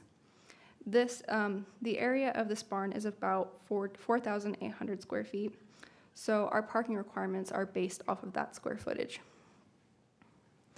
So for the reception center, we found it to be comparable to the parking ratio required for a private club, which is 1 per 3.5 fixed seats, or 1 per 100 square feet of gross floor area, excluding kitchen, storage area, etc., whichever is greater, which brings the approximate estimation for the required amount of parking to about 48 spaces. So at a minimum, the applicant will be required to provide that amount of parking. And then for the athletic facility, we thought it was comparable to a dance hall, which requires 1 per 200 square feet of gross floor area, which would bring the required amount of parking to approximately 24 spaces.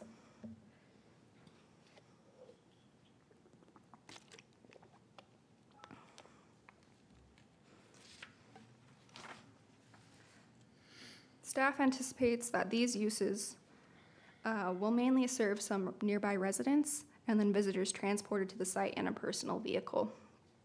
These parking ratios that I have just gone over are the minimum requirements found in the city code, and that is what will be required during the review and approval of the site plan. Additionally, access and all parking needs for these uses are required to be accommodated on site. Therefore, staff has determined that parking needs for these conditional uses, the reception center and the athletic facility, would not cause unreasonable risks to the safety of persons or nearby property because of the parking requirements.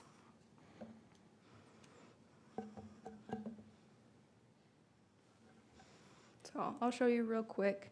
These are images that the applicant has provided of the exterior of this existing building that he's proposed that will be used for both the reception center and the athletic facility. And he's also provided this, this concept for the design that he would like to use for this entire area.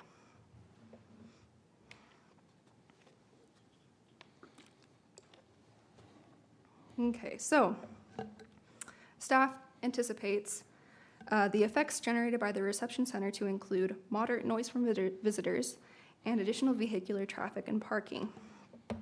Given these impacts, staff generally anticipates that there will be no unreasonable hazard to the health, safety, or general welfare to nearby residents or other uses in the vicinity, or to property in the vicinity that cannot be solved with proper mitigation.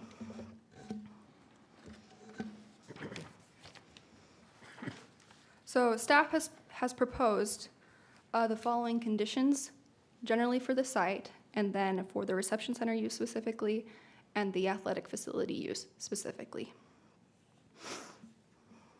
So first of all, no off-site access or parking will be allowed. The proposal will be subject to site plan review and approval by staff. Parking facilities will need to be built of impervious materials, asphalt or concrete, as required by engineering. Business license approval will be required for each use, the reception center and the athletic facility. Any alterations to the existing structure or construction of new structures will require a building permit. And the applicant will be required to provide a buffer, an 8-foot masonry wall between subject property and non-owned properties that share a property to the west and the north. South. I'll show you those ones right now. It will be these properties here and then along here, and then also along this northern property boundary when this property develops up here.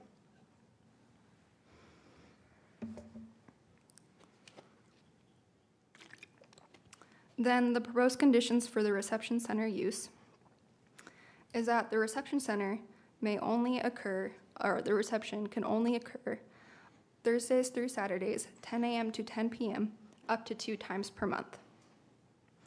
The lights with this facility must be turned off by 10:15 p.m. In addition, through the site plan review process, the applicant will be required to submit a photometric plan showing any light that is installed will not illuminate beyond the property's perimeter. Noise related to the reception center or athletic facility use must cease by 10:15 p.m. The amount of people on the property for the reception center use must be limited to 100 at a time. On the day of the events, someone will direct traffic to appropriate parking facilities, which will be on site. And then conditions for the athletic facility use are that the athletic facility use may only occur Monday through Friday, 3 p.m. to 9 p.m., and Saturday, 9 a.m. to 9 p.m.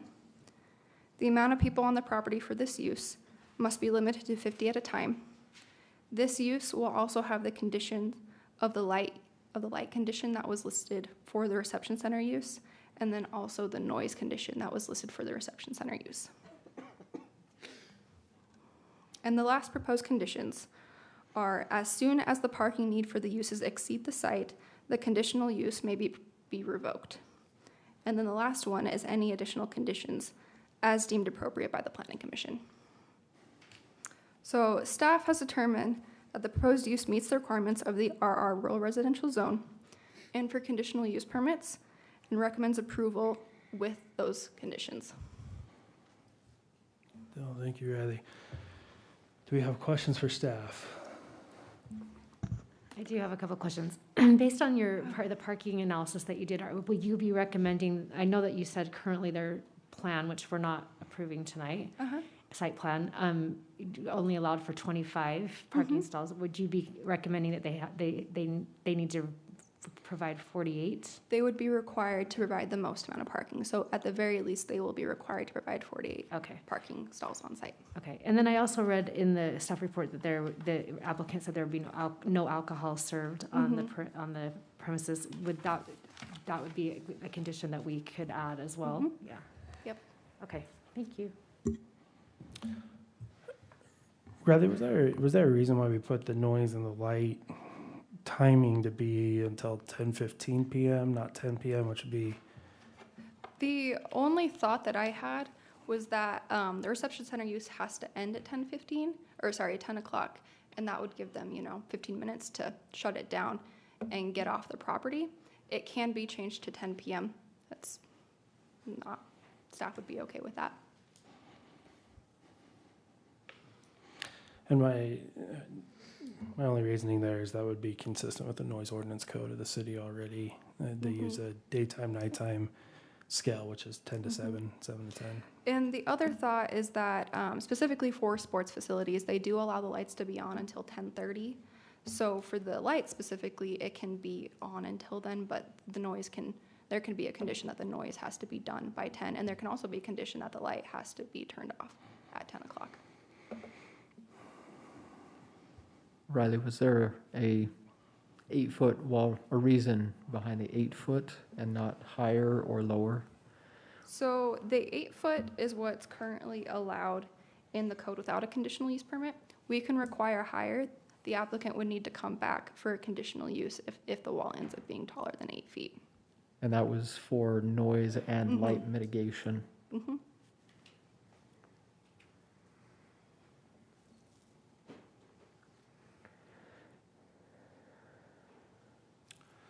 Any other questions for staff on this item? I actually have one.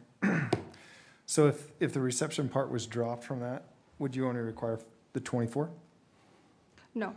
So for the reception center use, If the reception center portion was if the dropped, reception center use was not and you just happening. went to athletic? Okay. Yeah, Okay. that's correct. Oh, another question. So fire, that hasn't been taken into consideration, because it's one of the things that says here, the use will create a need for essential city services which cannot be reasonably met. So I've spoken with our fire chief.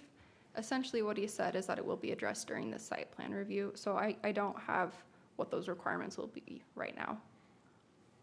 But our catch-all requirement of meeting fire and engineering requirements will be in there. Yeah, Right, definitely. and there's a difference between the use causing that need and the site plan causing that need. Yeah. And so if the use for a reception center wouldn't cause an unmet need, which we have other reception centers in the city, then that's what we're considering now. Whereas when they came back with the site plan, that's when you look and see if they can get a fire truck onto the property and all of that.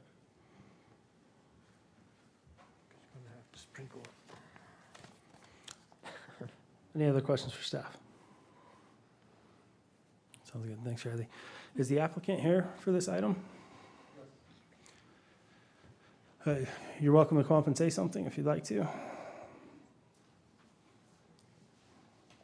Thank you, Riley, for the presentation. I haven't been this nervous in a long time, and judging by your previous items, you can thank us for raising the attendance tonight, so. It's great. We love seeing the public here. Yeah. Well, we appreciate this. We've owned this land for 5 years. We've put a lot of thought into how we could best use it. We live on the western boundary of this on 2932 North, 1130 West, so our property backs up to this property. That grass field you see on the west boundary is basically part of our backyard. Our house attaches to that path you see going up off the photo, drives right into our backyard. And so we're very concerned, obviously, about any kind of impact this might have on the area. The people here tonight that you'll hear from are our neighbors. We care very much for them and want what's best for the area. It's not like we're trying to do this in some area where we don't live. We live right there. It affects us, it affects our kids, it affects our family. So everything we do, we want to do it first class. We want to do it in a way that is safe. We don't want to create a nuisance. We don't want to create noise or too much lights or anything for anyone. We want to use the barn that's there for, a good purpose, and we believe that it'll create an asset for the area where teams who have a hard time finding places to practice can have a place to do that. And when people want to have a nice farm wedding, they could do that as well. So that's the intent, and we appreciate and are aware that there's concerns for neighbors in the surrounding area, and we'll hear from some of those tonight, I believe, and we're certainly willing to take those concerns into consideration in everything that we do. We want to be good neighbors, and we want to provide a quality facility. As you can see, we care very much for the rural idea. We moved to our specific house because we like that we live in a rural area. We like that we have fields all around us. We like that Sid Smart has 40 acres to the north of us, and it makes us feel like we're in a farm and at the same time living in a neighborhood. So that's important to us, and so you can see that we've left a lot of open space with pens for animals. We want our kids to be able to work with animals and raise those, and so we definitely want to keep the rural residential feel, and at the same time having a way to serve the community and provide something that is a great asset that I think is kind of unique for the area. So I was surprised by some of the conditions that were proposed tonight. I don't know if that's how this works as I find out about it tonight when it's proposed. I did look in the in the code, and we originally thought we had to change the zoning to commercial rural overlay, which we have just down the road at Stonegate and at Peak. And a lot of the people in the area are concerned because a facility named Peak was built close to us, and it caused some disruption to our area and some additional traffic. And so I think that's part of why there's some concern here. So I thought we needed to change the zoning to that, and I did a lot of research into it and so forth. And I think there's a specific line in there that says for a reception center, it's 150, or one parking spot for every 150 square feet. So I'm surprised that staff didn't propose that instead of for every 100 square feet. So I don't know if there's a way to talk about some of those restrictions or conditions prior to a decision being made, but 49 parking spots I think is quite a lot for the space if we do want to keep it rural. We don't want to create a whole blacktop there. That's not the intent. We want to keep it very rural. We want to have animals. We want to have, an orchard. We want to have a greenhouse. We want to make it beautiful. And so we understand that parking is required. So we want to reach a balance there. And so whatever that needs to happen for that discussion to occur, we'd like to have that discussion. And the masonry wall to me was a surprise. I didn't know that was required. There's already some fencing on one side, so I don't know if that has to be a condition or not. If it has to be masonry, I don't know if receptions are that loud that you have to have the inside a barn and then also have a masonry wall around it. So, again, this is the first time I've ever done this. I'm new to the whole process. And so I'd like to understand kind of where the negotiation is or the give and take is on some of these conditions that staff has proposed.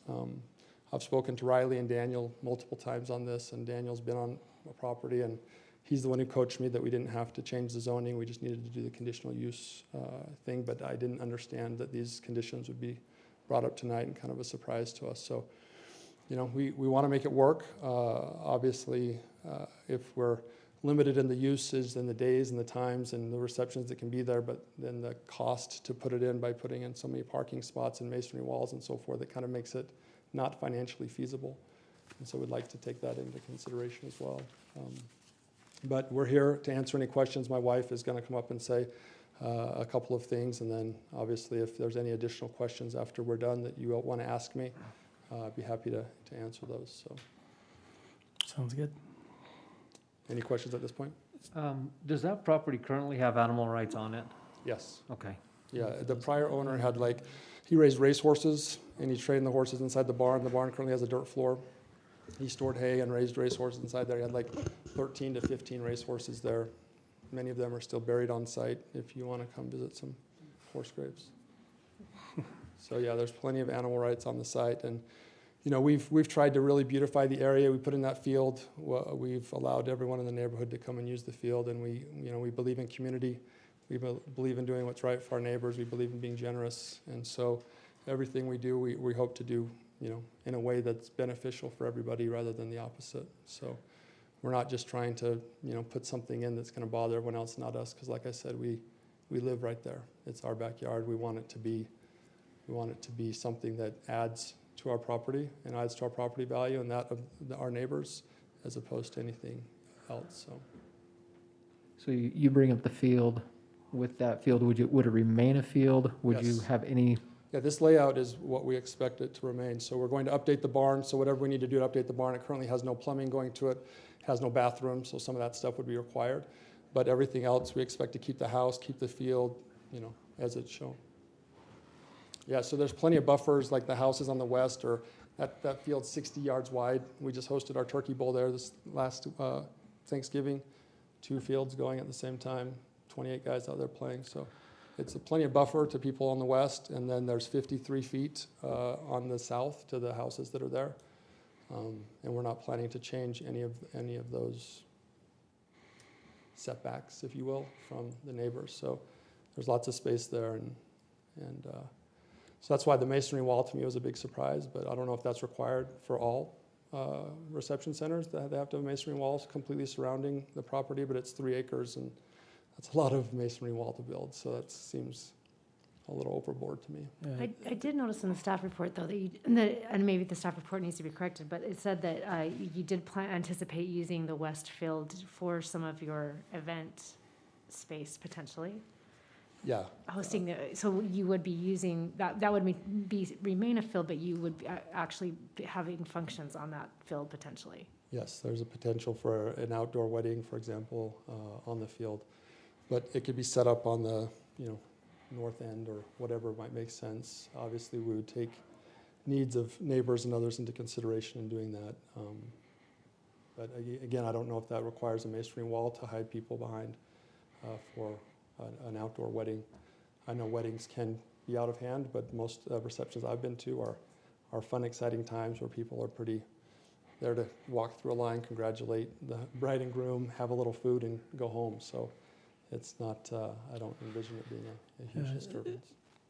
So it's not necessarily that that's what's required by code. What we're trying to do and what staff is trying to do is mitigate the impact on the health, safety, and general welfare of the neighborhood and any injury that could be caused to the neighborhood. And so that is one of the proposals. An option we do have is to continue the item to allow those negotiations. And we would have another public hearing on it.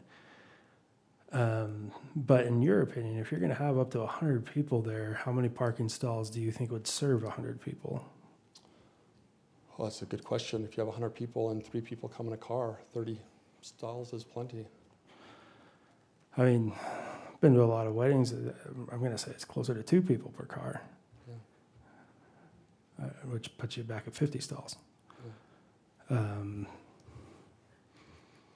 Yeah, I mean, again, in the code, it specifically says for 150 square feet, it's per stall is what the conditional residential zone claims is what I think, unless I misread it. So.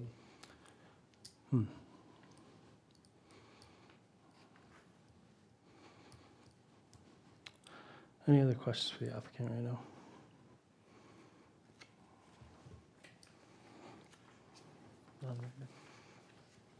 No. Okay. I appreciate you tolerating me. You'll hear from my better half right now, and she's much nicer to look at than me, so, Angel.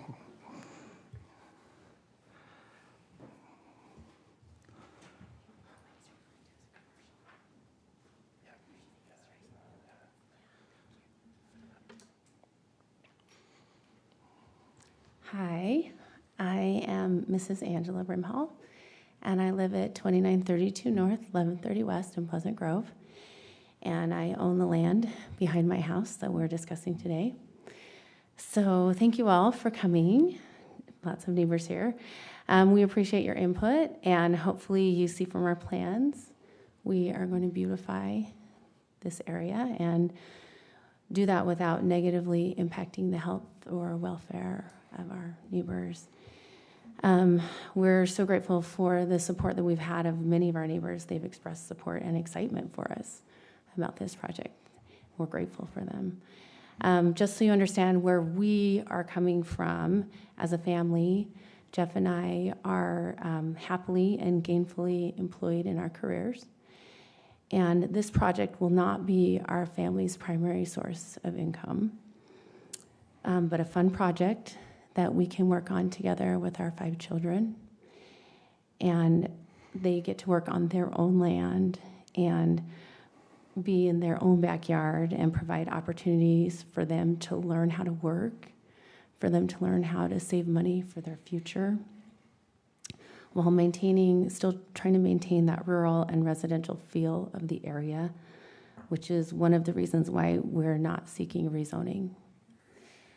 We're grateful to the Pleasant Grove Planning Commission for considering our conditional use permit applications, and we hope to have lots of fun with this project on our land in the future and to help build and beautify Pleasant Grove City.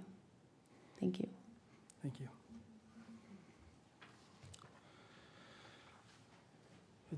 Prior to opening up the public hearing on this item, I will say that the commission has received around 20 letters from the neighbors in the surrounding area, all voicing various concerns. Rather than reading those 20 letters here, we'll attach those to the minutes of the meeting. They'll be available publicly when those minutes are posted. However, there were some common misconceptions within those letters, and I think we've addressed some of them today, in that this is not a rezone. These uses that are being proposed as conditional uses are allowed uses in the RR zone. And the conditional use has a pretty high standard for the commission to deny it, and it can only be denied if we can't impose some reasonable mitigations to the risk to the health, safety, and general welfare of the surrounding neighborhood. And so that's what's before us right now. We aren't changing the uses. We aren't doing any of that. This isn't a special consideration. It is a conditional use, and we're going to see if we can put reasonable conditions in place to mitigate the possible injury that this use could cause to the surrounding neighborhood. So with that said, we will open the public hearing. We'd be happy to hear from any of you that would like to speak on this item.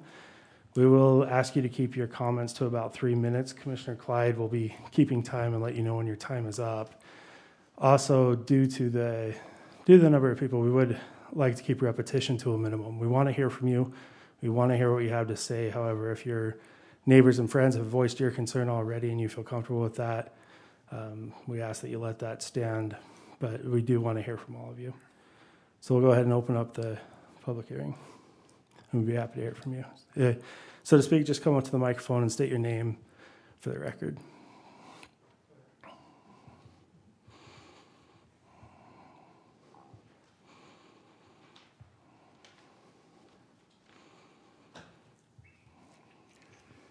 My name is Ken Nickel. I've lived in Manila for 53 years in the same house. I've seen all the things that have taken place in Pleasant Grove and in that area. I watered the pastures, I cut the hay, I baled the hay, and I watched the houses come in later. This is a home area, not a business area. Put the businesses where the businesses go. People like their homes out there.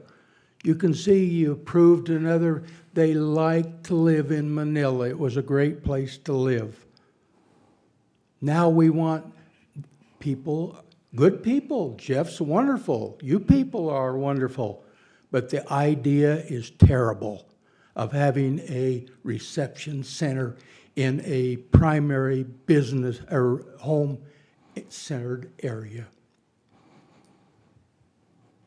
It's a bad decision. The playground may be all right. I think Pleasant Grove ought to go out there and buy a piece of ground and make a park so we'd have some to use it without having to pay. See, all this stuff that they're proposing, you pay. Nothing's free in a place where we do home. Some of the biggest areas that I have a concern, I watched across the road where the old Manila church. We had meetings just like this. They read all the protocol, what they were going to do and not do, but they didn't do it. And then once you let it go, they add other little things. The old church Was a wonderful place, still a wonderful place for what they originally said. Pretty soon they wanted to put a clothing store in there. Now they want to put a cafe in there, in a residential area. I live just across from that big castle over there that they put up there. The lights shine all night long. Look at the traffic that goes up and down that road. We're 10 times more than what we used to do. We've killed 3 people on that road right in front of that church and to the west. I don't know if anybody's really addressed the safety part of the whole situation. That's my concern, big concern. I already have photoed 3 wrecks out there. I'm glad somebody wasn't killed, but they could have been. I talked to the city engineers about doing something about controlling what comes into the big school over there. Oh, we'll look at it, but nothing's happened. I came within 4 inches of my body. My hand was on the top of the hood of a car coming out of that place. And if I didn't hammer on it, they wouldn't have stopped.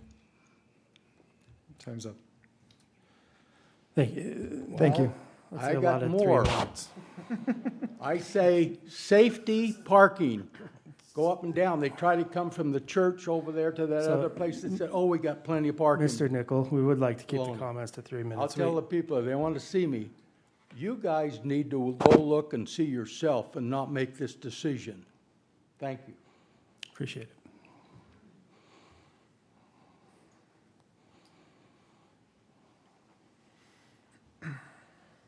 My name's Ron Davis. I live at 2873 North 900 West. And our property abuts to the south of Jeff and Angie's property. Is it okay if I read a letter from one of our neighbors who isn't here? That's fine. It's whatever you want. We are writing regarding the Brimhall's petition to turn their barn into a reception center and practice field / And farm. and I will ask Mr. Davis, Yeah. is this one that was previously provided as well? You've got it? Okay. Well, no, I'm saying, who's it from? Oh, it's from Steve and Shauna Hamblin. I believe we have that one. Then I won't read it if you've got it. Let me just make sure. The only part I would read is my wife has been a residential appraiser in Utah County for the past 18 years. You have it? Okay. And I will say that when considering a conditional use permit, we're prohibited from considering property value That's fine. and the impact on That's property still value. a concern that we have. A couple of my concerns are traffic, noise, lighting. I really don't want an 8-foot wall. I enjoy the open space. We've been there for 12 years. I don't mind the animals. I mean, Vern had animals. We have a cow farm on the corner. But as Brother Nichols said, the reception center down the street, I don't know if they're allowed to park on the street, but they're probably not, but they do. And it comes right up to our house. I can't imagine if they don't have enough parking, where they're gonna park. They're gonna park right in front of my house. And we don't want we don't want it. We don't want businesses in our residential area. I care more about my property value than the profit they're gonna pull from this. You know, my kids worked on a half-acre lot that we live on, and they learned to work. They learned to work hard. You know, we didn't have this. When they got to age, they went down and worked at Macy's or Arby's or somewhere to learn to work and save. So we're opposed to it, and thank you for your time. Thank you.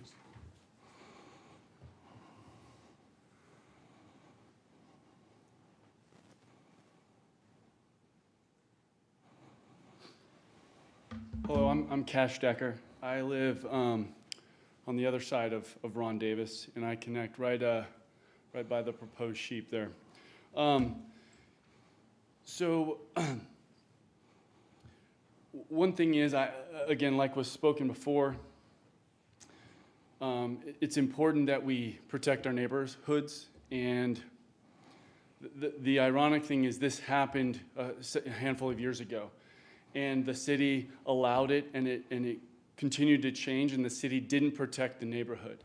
So less than 750 feet away, we're going to do it again, unless the city steps up and takes care of the people, the citizens. We're the citizens that pay taxes. We live in a neighborhood and residential area. the reason there are zones and laws are to protect the people who are paying the taxes. So that's why we need you to step up and protect the citizens. I know the proposed plans seem fine and innocent, and possibly will be for the beginning. But at the end of the day, when it becomes commercialized, I know how businesses work. You want to make a profit. You have to get an ROI on your investment.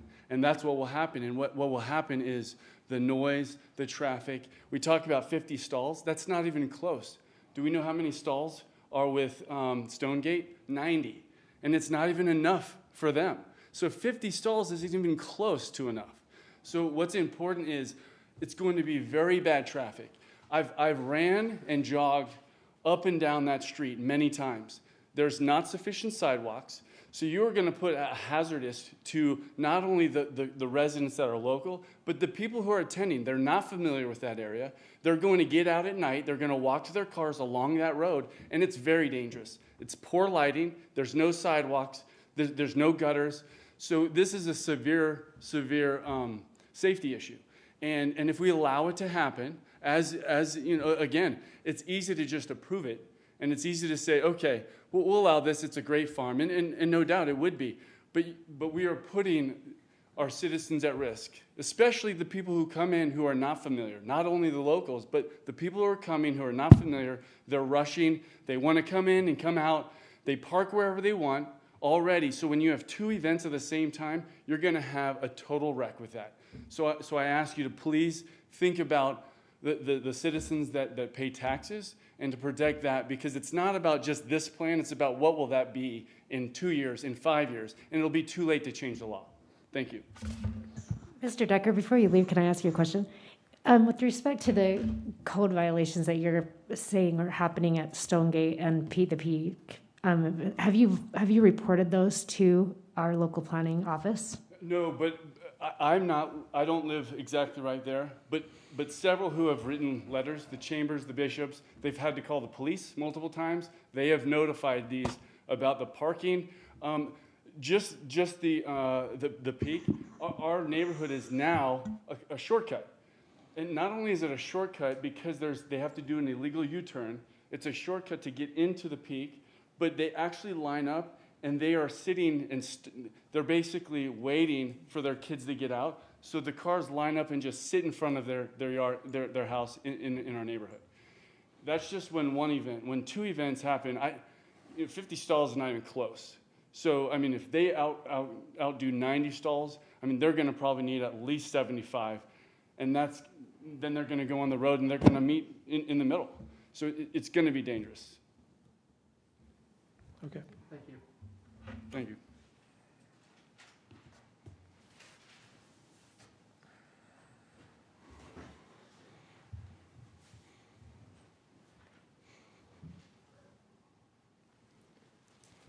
My name's Steve Halgren. I live directly east of the proposed site. And the facts are this is going to increase traffic. It's become more unsafe. It's going to increase light pollution. It's going to increase noise pollution. There's no getting around it. So if really the best interests of the community and the neighbors were really the top priority, this will not happen. So please, consider the neighbor's best interest when a decision is made. I'm firmly against this, and I think it's for profit for one individual and less profit for everybody else in the form of being less safe, more noise, more light pollution every day. Thank you.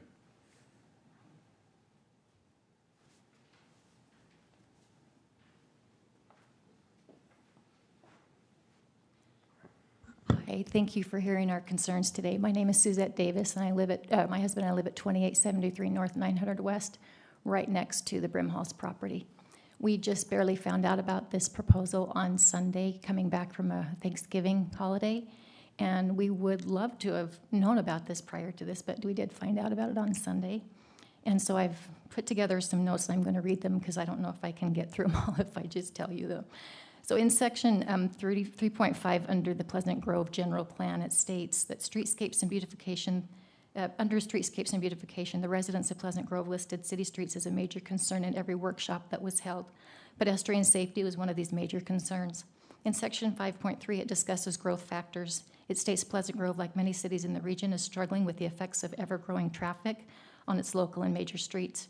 Due to well-traveled highways which run through and beside Pleasant Grove, citizens are provided with convenience, but are also beset by the increasing traffic speed and congestion, creating challenges for children, pedestrians, and bicyclists in many areas.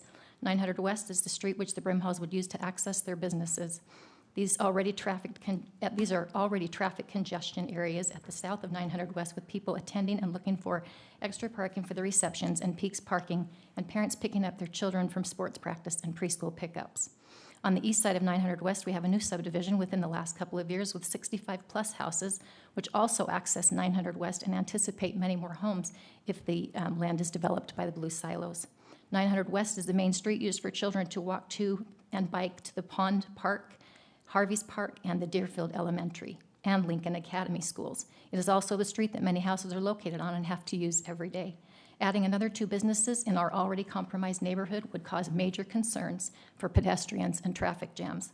We would ask Pleasant Grove City to help us relieve our concerns instead of adding to them. Another concern I have is the only access into the Brimhall property is 900 West, and there are only 2 lanes of traffic without a turning lane. We have major concerns about the heavy traffic in our area. We have people lining up around the neighborhoods waiting to pick up. Oh, I've read that, sorry. Pedestrians, let's see.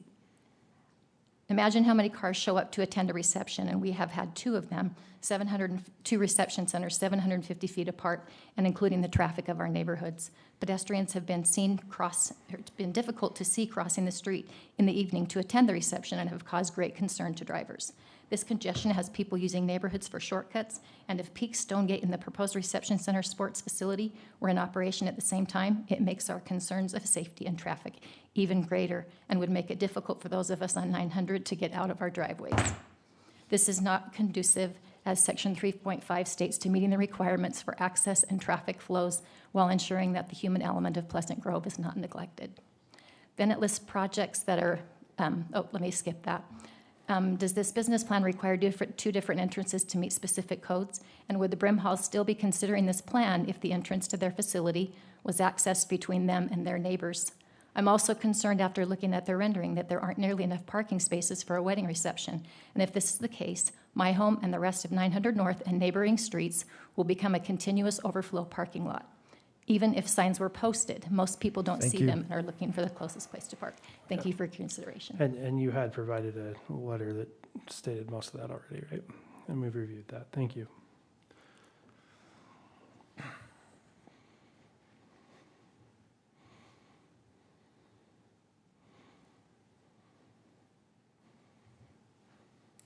Good evening. I'm Dana Ball, and I live at 3039 North Colin Court in one of those new houses just north of this facility. So I've been here before the Planning Commission. We used to live down in by the barbed wire and lace wedding reception area. And in 2004, that conditional use permit was denied. For some reason, the city changed the code and added wedding receptions to conditional use for our zoned properties in 2006. And because I didn't know about this meeting until yesterday, which is another issue that I think a lot of us have, is there wasn't notice given to us. And so we didn't have the time to dig in to find out what really is available to us to help you make a good decision.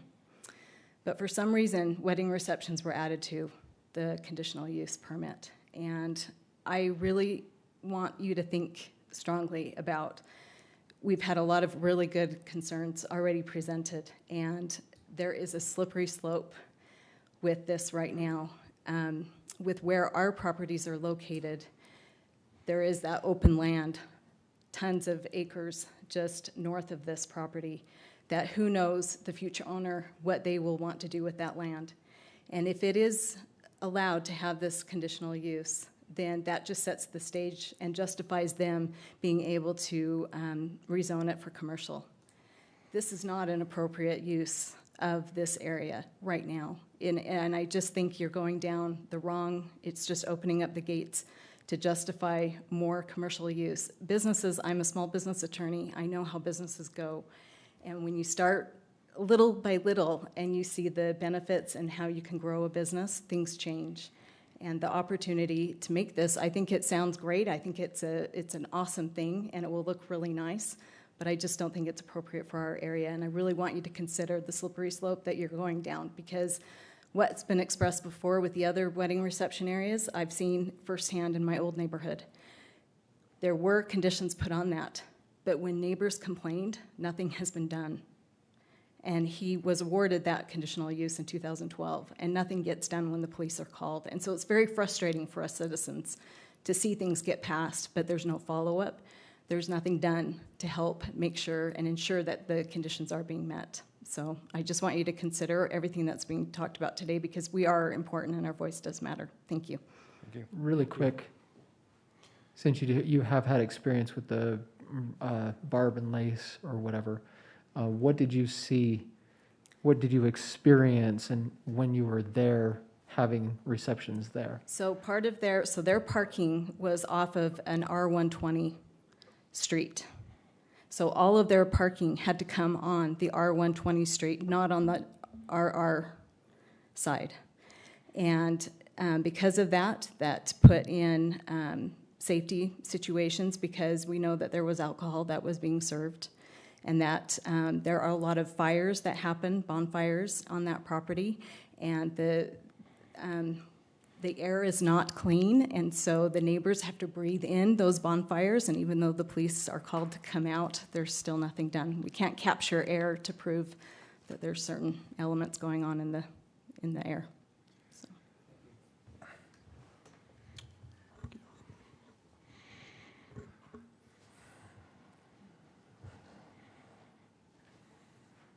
Hello, my name's Deborah Wing. Me and my family live at 2815 North, 1020 West, which is in the cul-de-sac just south of this property. And one of the main reasons that I purchased my home, we've lived there for 10 years, was because it was on a very quiet cul-de-sac. I have 4 little kids, and I echo the concerns of the other neighbors, so I won't repeat all of those, the parking issues. They're right, Stonegate, even in our little cul-de-sac, when they have a big wedding, we have cars parked in our cul-de-sac from the Stonegate wedding. I've never called the cops, but my main concern is safety. Like I said, I have 4 little kids, and I love that I live in a cul-de-sac with very little traffic. Nobody comes in except for the people who live there. There's no reason to come, and I don't want to add another reason to have more traffic. And probably my main concern is the noise. My kids go to bed at 8 o'clock, and so whether it's 10 or 10:15 with lights and sound, that sounds pretty late to me. So that's my concerns. Thank you. Thank you.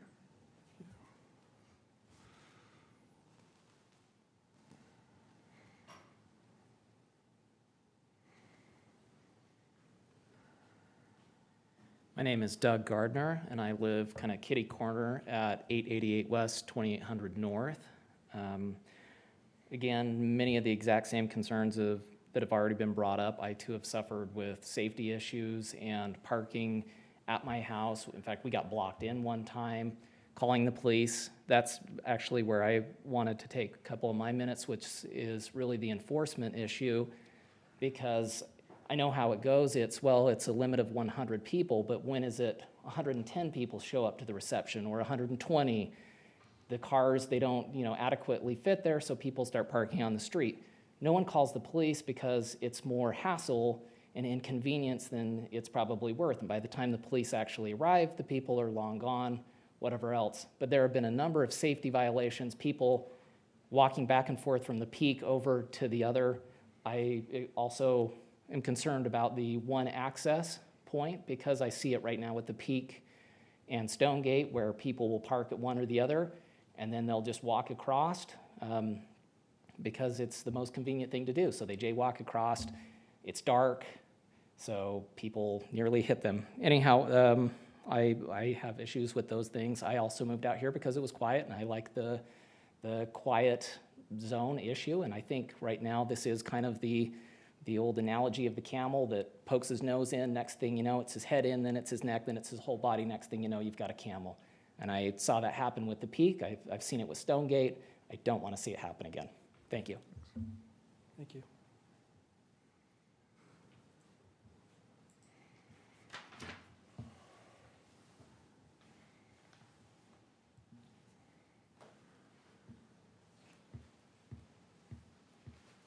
Hi, my name's Rebecca Birmingham. We actually live to the east, closer to the pond, on the other side of the street. And just another point of view, I feel like literally a block and a half away, we have an athletic center and a reception center. So just another consideration is that for our little community, I feel like we're good on reception centers and we're good on athletic centers. So, you know, I think the concept is really cute too. I really liked what you put together. I really thought it was cute. I just feel like we in those 3 blocks, like we're good on this type of a business. So I share the same concerns. Won't go over them, but that's just another point. Is that do we need 2 reception centers like within 2 blocks of each other, and the same thing for the athletic centers. So that's my only comment. Thanks. Thank you.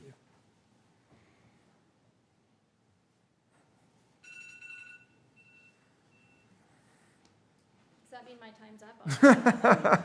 I think that was just Kara's bedtime. So that, Okay, my name is Amy Decker. I live at 2842 North, 1020 West. Could you put the residential map you can up, scroll. or, No. Riley's all over. Riley it. took Never it. mind. Okay. Okay, can you make it bigger? Sorry.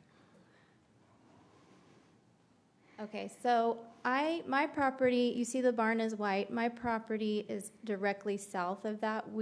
My husband and I, we share 77 feet of property line Is that your with property them. right there? The next one over. This one. Right. So we are exactly 50 feet from the barn.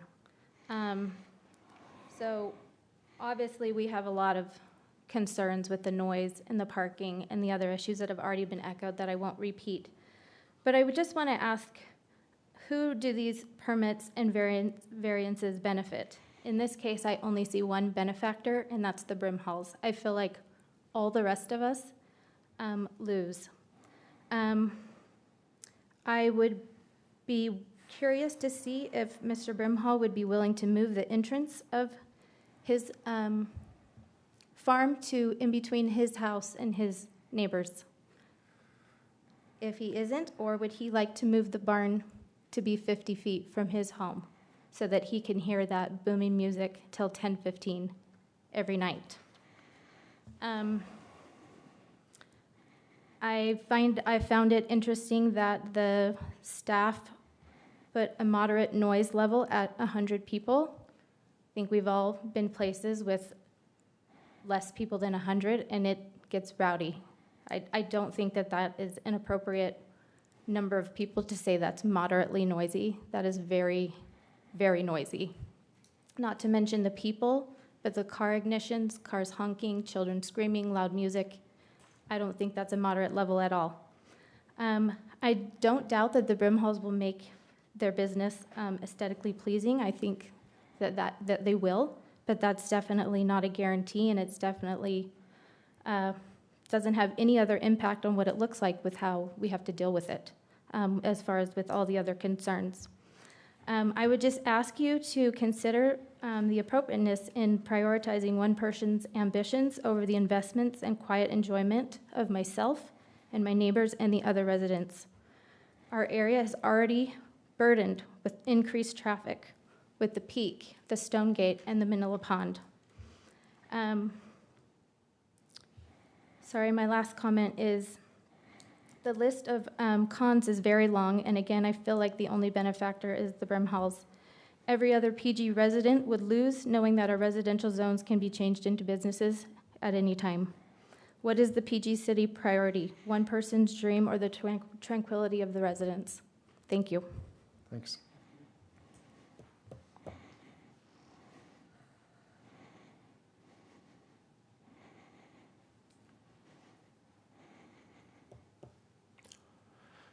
Any other comments from the public?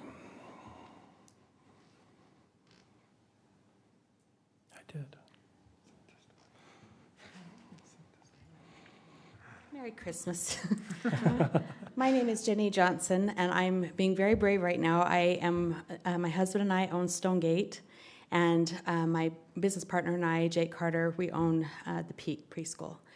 And I love our community. I love Manila. I spend more time at those two facilities than I do at my home, and especially lately trying to keep both afloat during this lovely pandemic.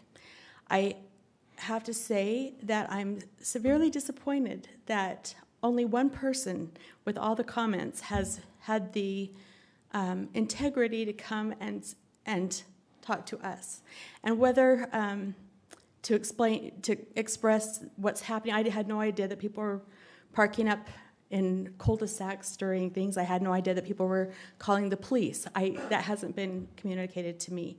Even this meeting, I had to find out through several angry neighbors that thought maybe I could shed some light on whatever.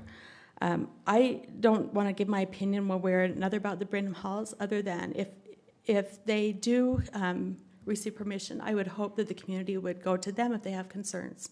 And I would hope that they would feel like they can come to me as a business owner who is really trying to bless the community, who worked really hard and still continues to work hard to save an historic landmark that does need to stay in business and that does need to support that, because that is my family's sole source of income right now, and we've lost a ton of money this year. But I just want to say that we're neighbors. We're a neighborhood, and sometimes businesses do happen in neighborhoods, and we try and do things that are good for the community and that help the community and bless the community.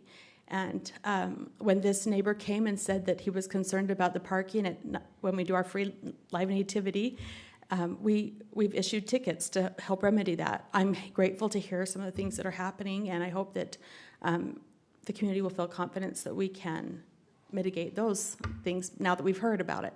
And I would hope that they would come to us rather than doing whatever they're doing, and we don't have a clue what's going on out there. So that's all I have to say, but thank you. Thank you.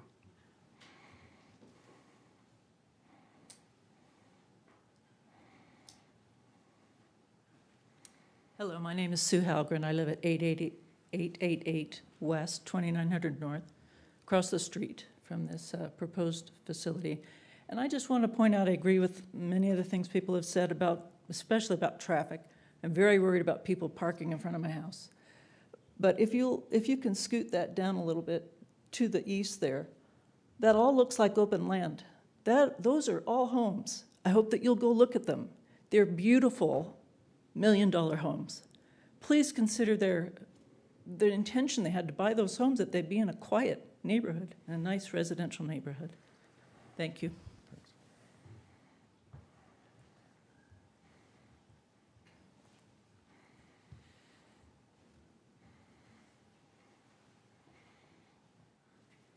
My name's Gail Dubrovec, and I just have a question. I would like to know, why is it that when conditional use situations come up or the ROC came up, why aren't property values considered?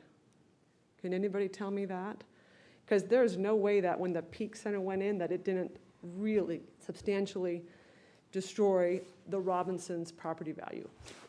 I will And so say I'm just that wondering, how does that work, and who decides that, and how did that work? the quick answer, it's in our city code. Specifically states that we can't How consider long has it been in the property. city code? Does anybody know? I'm not sure. Since 2000, I think was the latest revision. That just is nuts to me, that people's property values aren't taken into consideration. And I don't know how that gets changed, but I think that's just absurd that property values are not taken into consideration. And to change something legislatively, that's a legislative body, which would be city council on the local level. Yeah. That's not something I was that we really can change. surprised to hear that. And I know, yeah, that's not your guys' thing, but I was really surprised to hear that. So, thank you.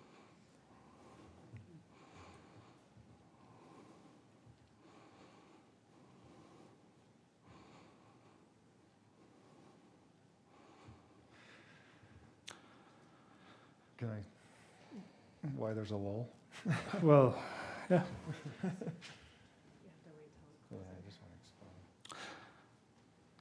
I see some coaxing, but is there anyone else that wants to come up?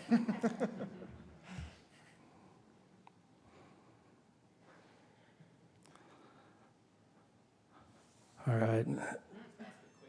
Sure. You have to come up to the microphone. I was just going to ask, there have been a lot of safety questions that have been brought up, and I think where we have a large body here that would probably like to express and maybe fix some of these safety issues, who would be the best contacts to contact about some of those things? So Riley has brought some business cards that are on the end of the table right down here that have her contact information as well as the code enforcement officer's contact information. And so if there is a safety concern or code isn't being followed, the code enforcement officer is who you should call. Okay, so Yeah. if there are concerns or if there are code violations that need to be reported, we would love to address them. We would love to hear about them. We have a code enforcement officer that's employed by the city, and that's her only job, is to address all of these violations and to address these concerns that have been brought up. And again, anyone's welcome to take one of her cards and contact her.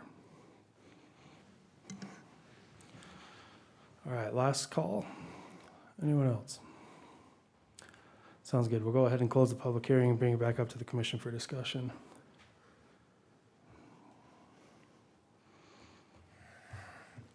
I just want to, because there's so many people here, usually when we have a planning commission, there's like one person, and it's usually an applicant.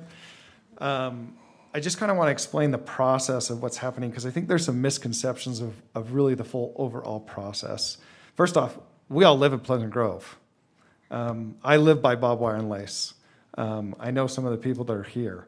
But when you have, what we have in all of these particular zones in the whole city, you have certain areas that you can have conditional uses. And us as an administrative body, we have to follow those, and if they fit within it, then we can proceed forward. But this first step here is really, really far away from going all the way to the end of this project. I know that we talked about that it's cute or that it looks nice or the concept. Like they have to get the site plan developed. They've got to get that approved. They've got to go through all of these different steps that go a long, long way away from here. That can actually, we see a lot of projects come through that never happen. But at the same time, if they fall within it, when you're talking about property values or this, consider, it's on both sides of that coin. It's each person's property value. It's whoever owns the property, that the neighbor can't necessarily restrict the other neighbor. And so I just want everybody to understand that this isn't like a decision that we just make out of our emotional feelings or where we're at. There are codes that are written within the city, and if you don't like the codes and how they're written in the city, that is changed by the city council and the planning commission. We just have to follow what's within the code. And so those are how the decisions are kind of made, or I guess we just make sure that they follow within those codes, and then it proceeds forward. But as far as number of parking stalls, how many there are, how the lights are done, when it's turned off, we can try to put some restrictions on that to help impact and recommend that forward, but that doesn't necessarily mean that that's actually what happens. And then they have to come back with a site plan, and if it doesn't fit, we've seen projects come to this level, never go further, even with a recommendation or a continuance or a denial. Just because we might deny it doesn't mean that it can't continue forward. So I just want everybody to understand that there's a long process through all of these projects. Anyway.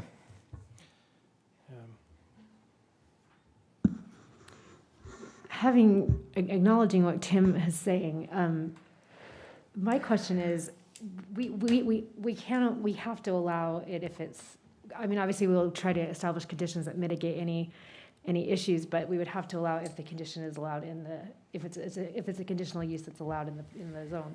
However, my question is, unless our conditions can't that- successfully mitigate. Right, the detriment. correct. But my question is, the use that's being considered to allow for the reception center is personal services. Do we know how that's defined?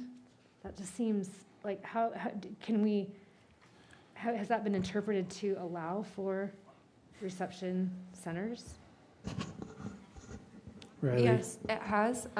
Would you like me to pull it up in our uses? Yeah. Yeah. Okay, yeah, let me show you.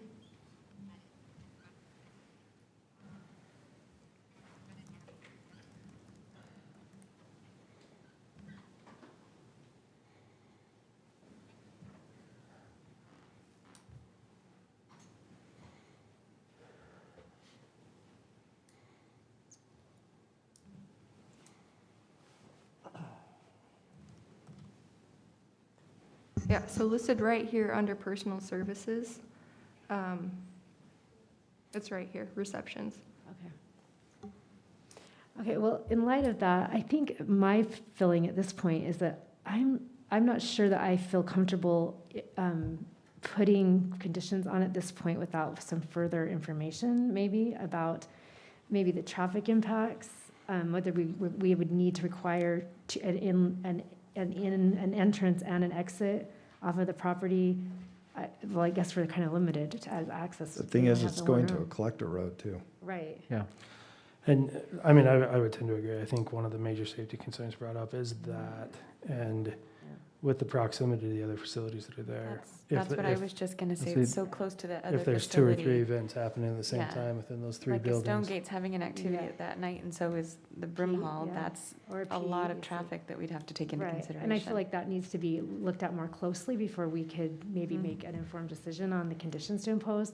I also feel like there may be, I don't know, what's my other, the parking. I think that there, I'm not sure that the analogy that we're using with the other code I looked that up is maybe while we not were- the best fit for this. Peter Right, just I said looked he up did look that the up, okay. parking requirements while we talked.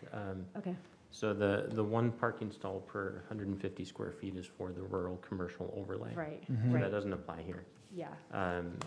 The 1 per 100, which was for clubs, private clubs, is that right? Yes. That's about the most restrictive. You know, there's one for dance halls, that's one for every 200 square feet. Mhm. Yeah. So I think Riley's choice there is appropriate as what's the closest analogous use in our parking code. Well, and I think Appropriate for the athletic use or the No, reception? for rural, reception rural. center. What was There is chosen? specifically a requirement for athletic centers, which she outlined, which would be much lower.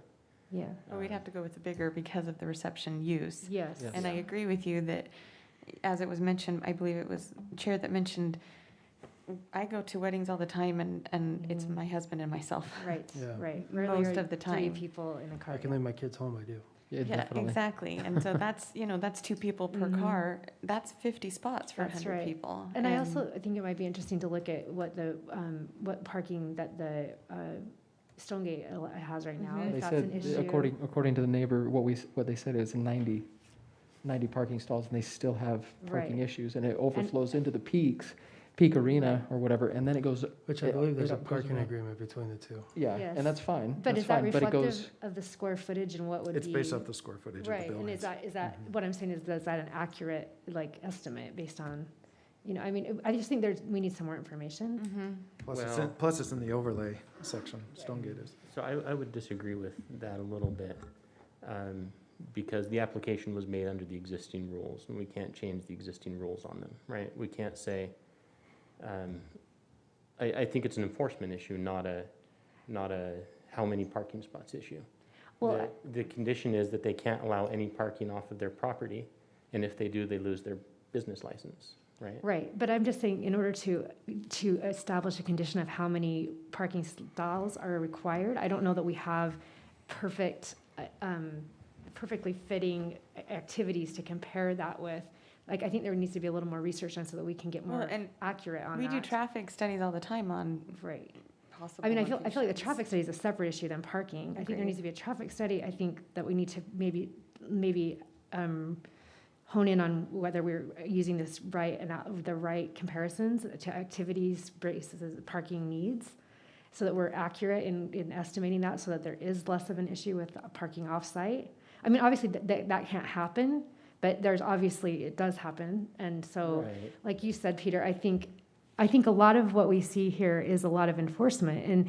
And that's why I asked Mr. Decker if he'd actually reported, because we do hear these things from the public that this is going on and this is a violation of what they're allowed to do. But for some reason, sometimes that doesn't get back to our enforcement officer, and then nothing's done about it. So we do have to make a distinction about what we allow and then whether the applicant's actually complying with those conditions, right? And we can't limit our decision making because they aren't willing to comply. That's something that has to happen by the enforcement. So, but I'm just trying to make it as foresee as many issues as we can before we enforce it, before we write the conditions, so that we can avoid some of those issues down the road.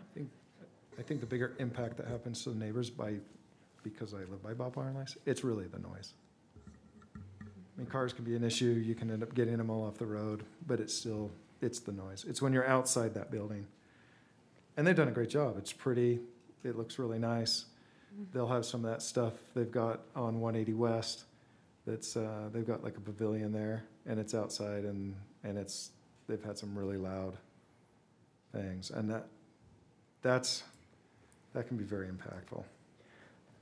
So my knee-jerk reaction is is to continue it, primarily because the applicant himself, he said, Yes. I didn't know that there was going to be these conditions placed upon us. And so that would be unfair to them to push this onto the city council without them. We approve This it. doesn't go to the It city doesn't go to council. city council. That's true, yes. But it would be unfair to them by us doing that without him having some more input and feedback and give and take. Well, in light of, also the masonry wall requirement, I think is something we need to look at also. If we're talking about noise, is an 8-foot masonry wall sufficient? That's what you do between to- commercial and residential. Yes, is that sufficient to abate the noise, or is there something else we need to look at, or is this too extreme of a requirement? Or The wall's a standard between most commercial and residential. Yeah. anyway. does it have to be a masonry wall? Most cities will require masonry between commercial and residential. You have to And remember that's what it's straight being used for. It's commercial. being used to reduce that noise, so Right. it's gotta Yeah, be and something. So is that sufficient at 8 feet to do that? If you're on the Yes. freeway, it's gotta be 25. You just need to have the wall between the source of the noise Yeah. and wherever a person is standing.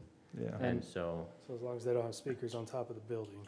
right. Yeah. Masonry is the accepted construction material due to durability, non-climbability. It doesn't break, they don't have issues. That's why they go with the masonry Mhm. as the standard. That's a standard norm building practice. I agree with Jeffrey, though. Yeah, I do as well. Yeah. Continue.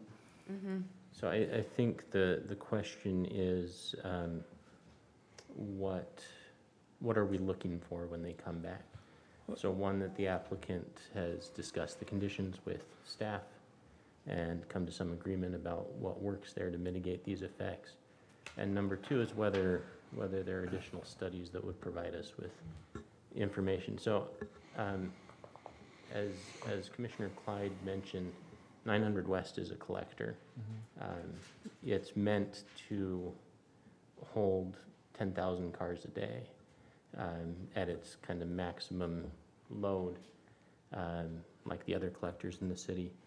So I don't think it's anywhere near that right now. I don't know what the counts are right now, but in our transportation plan, which is now 11 years old, and they're updating it soon, but at that time in 2009, it was carrying 1,800 cars a day. Their projections at that time were that it would eventually carry more than 4,000, but that it has the capacity for almost 10,000.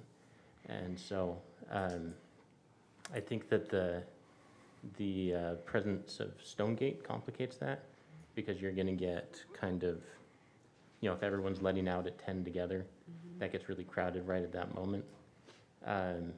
Also the pond. Yeah.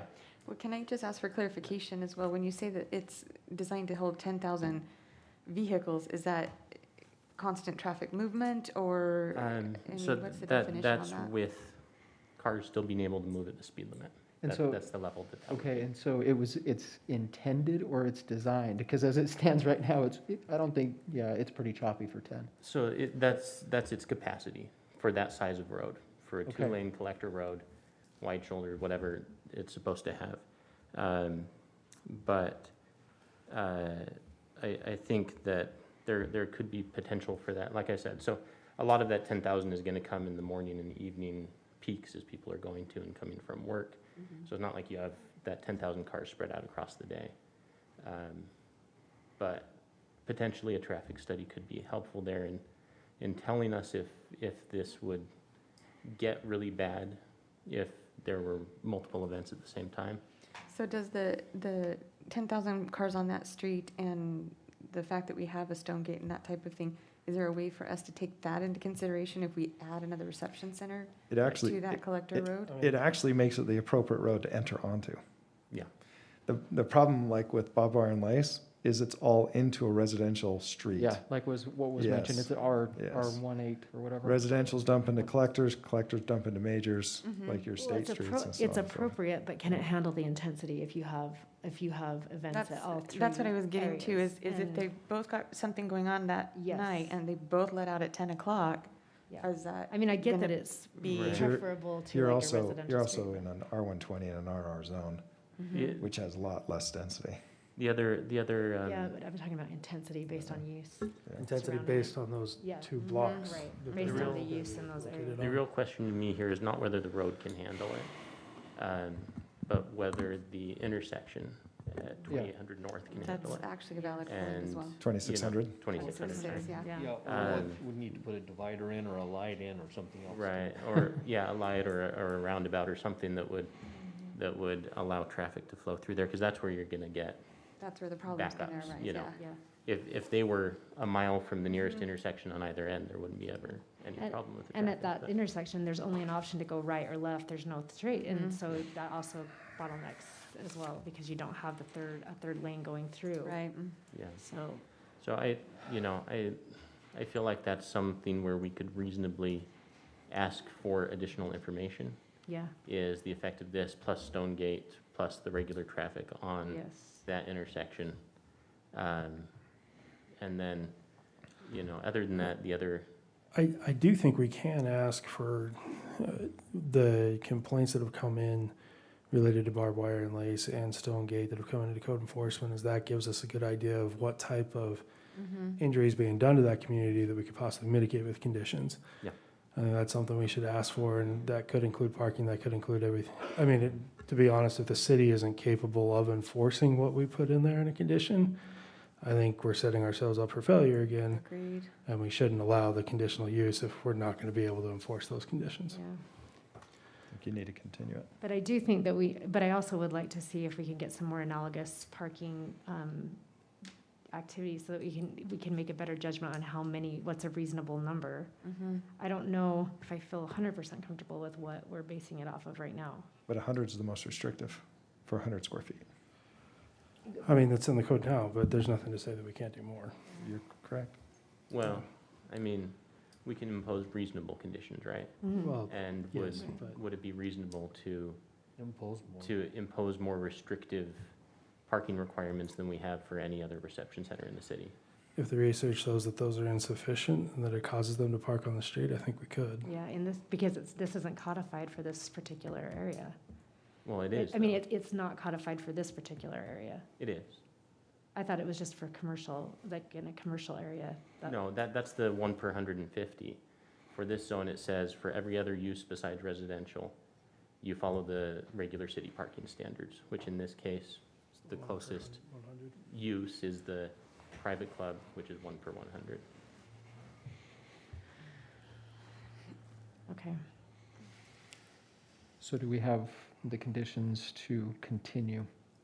Well, I think we would continue asking for a traffic study, in particular, taking in the impact of multiple events happening simultaneously. Well, and I in like different your idea facilities. of getting a hold of the complaints that have been filed Yes. elsewhere as of now, so we can have an idea of what we're looking at. Yeah, I like that too. And maybe also I would like to know for those other reception centers, if we did use that private club use, to determine their parking? No, because it's in that, Oh, it's in the overlay. So it's Well, already. not just Stonegate, but what about the Brook. Elevate? Barbara and Lace. and- Yeah. Barbara and Lace doesn't even have hardtop parking, they park in their field. That's right, Oh, they there do you go. park in Yeah, their they- field. they can park out in the So pasture. that's, yeah, how So did no. that come to be? I don't know how that So one. I would like to know how that was handled on Mhm. previous. Yeah. I remember Elevate coming in when I was new on the planning commission. And that one's a little bit different because it has office space too, but It does. just kind of that same idea though. What have we done elsewhere? Yeah, I think that's a good idea. I do too, I agree. So we continue it because we want more information on regarding a traffic study, complaints that have been filed related to barbed wire and lace, Stonegate, and then the parking requirements of the other reception centers we have in the city. And then also to allow the applicant time to discuss Yeah. mitigation, The proposed, yeah, the staff's proposed mitigation. Okay, who has all that? you can't make the motion. Todd will do that. I don't remember it all. I know, I was gonna nominate Peter, but. Just one second.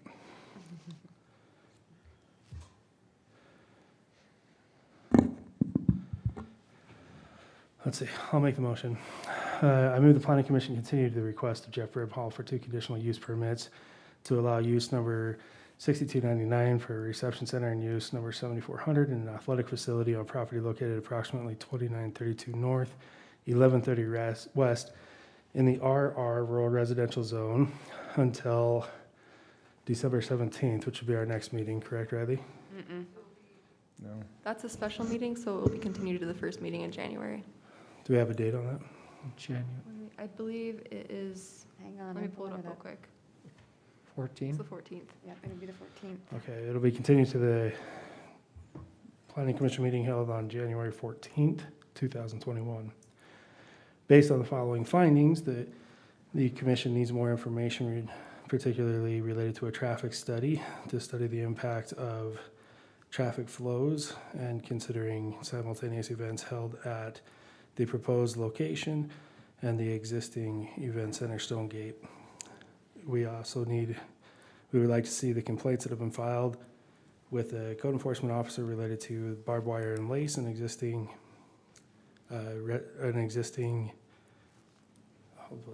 Reception center. existing reception center in the RR zone, as well as any complaints related to Stonegate.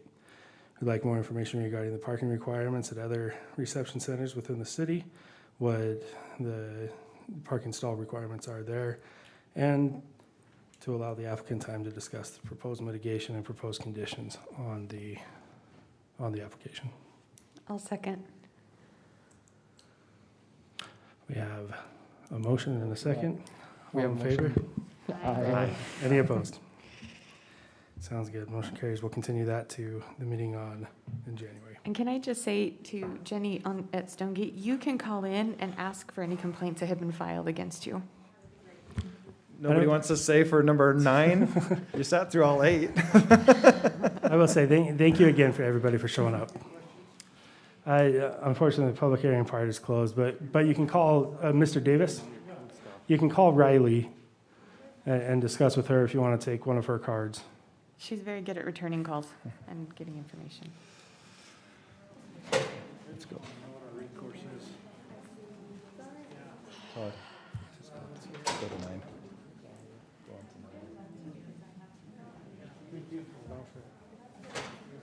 What's that? Oh.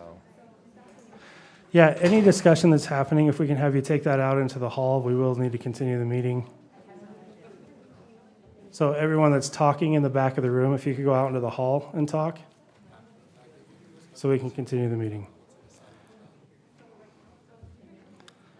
Fantastic. We'll go ahead and continue on to item number 9, which is the public hearing to consider the request of Granny B's Cookies for a conditional use permit to allow the processing, manufacturing, delivery of bakery products, use number 2150, on property located at approximately 350 West Center Street in the Downtown Village Zone Commercial Subdistrict. Thank you.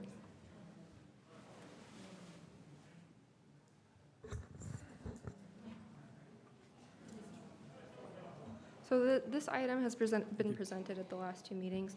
I'm sure you guys are pretty familiar with it by now. So I'll just give you an update on what staff has learned within the past month since it's been heard.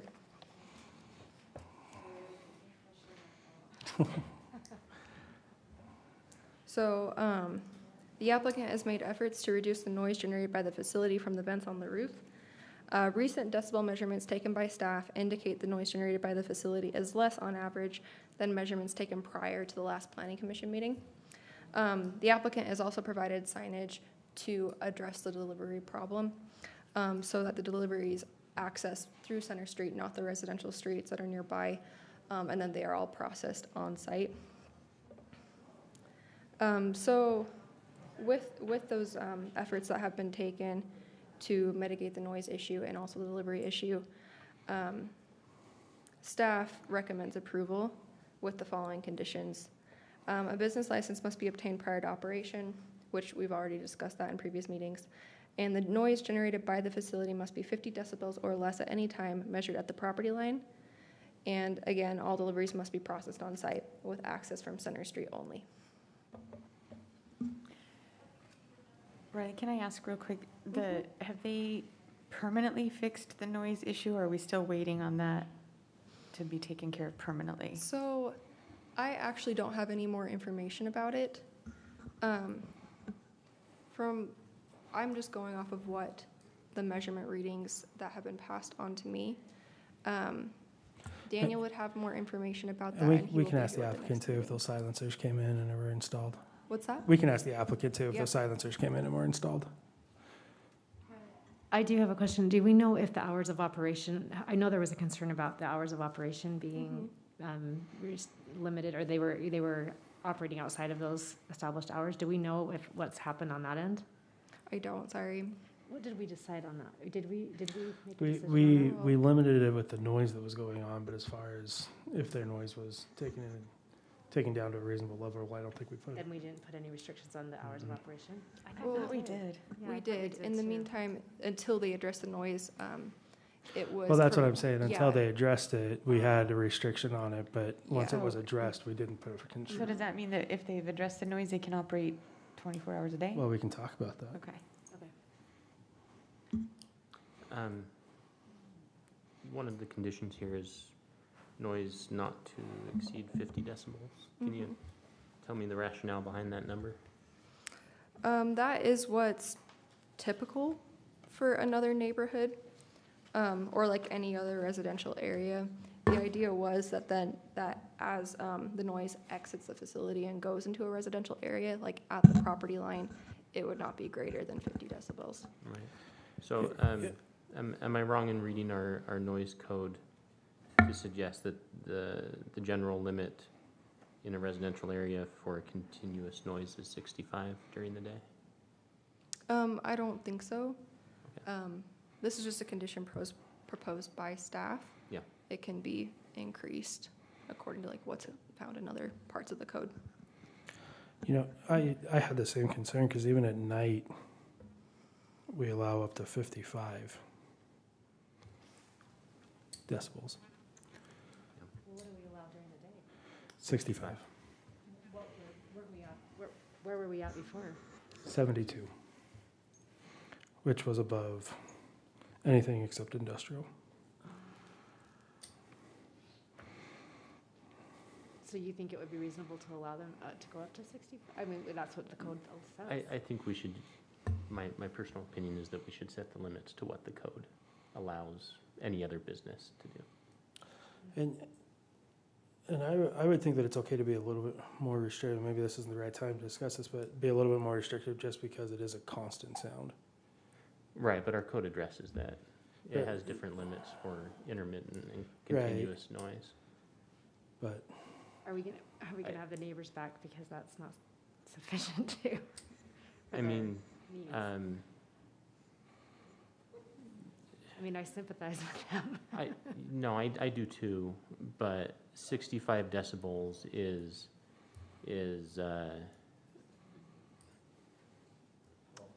it's present, but it's not unlivable.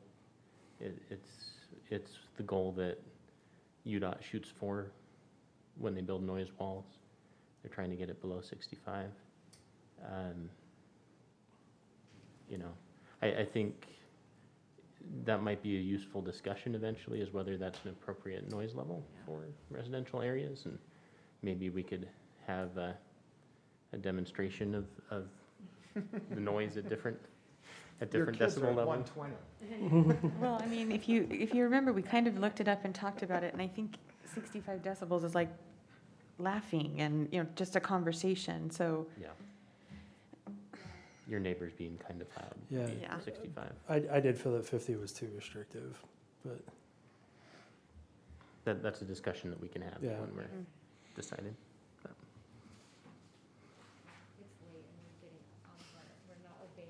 do we have any other questions with Riley or for staff? Good deal. Thanks, Riley. Is the applicant here? The applicant is here. Would you like to come say anything?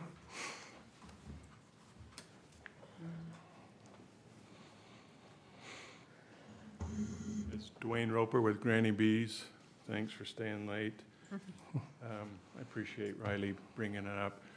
We wanted to be here to confirm that we've done everything the city's asked us. It was interesting, even looking in your notes from the original meeting, it states 60 decibels. And in our mitigation, we're down somewhere between 49 and 51. And it wasn't until we had an informal meeting at our plant with some of the neighbors, getting some more input, that we were told by Daniel that it needed to be at 50 or below. When I asked him where that comes from, I didn't get a good answer. But needless to say, 60 is probably too loud. I don't know if I'd want it. So we are happy to report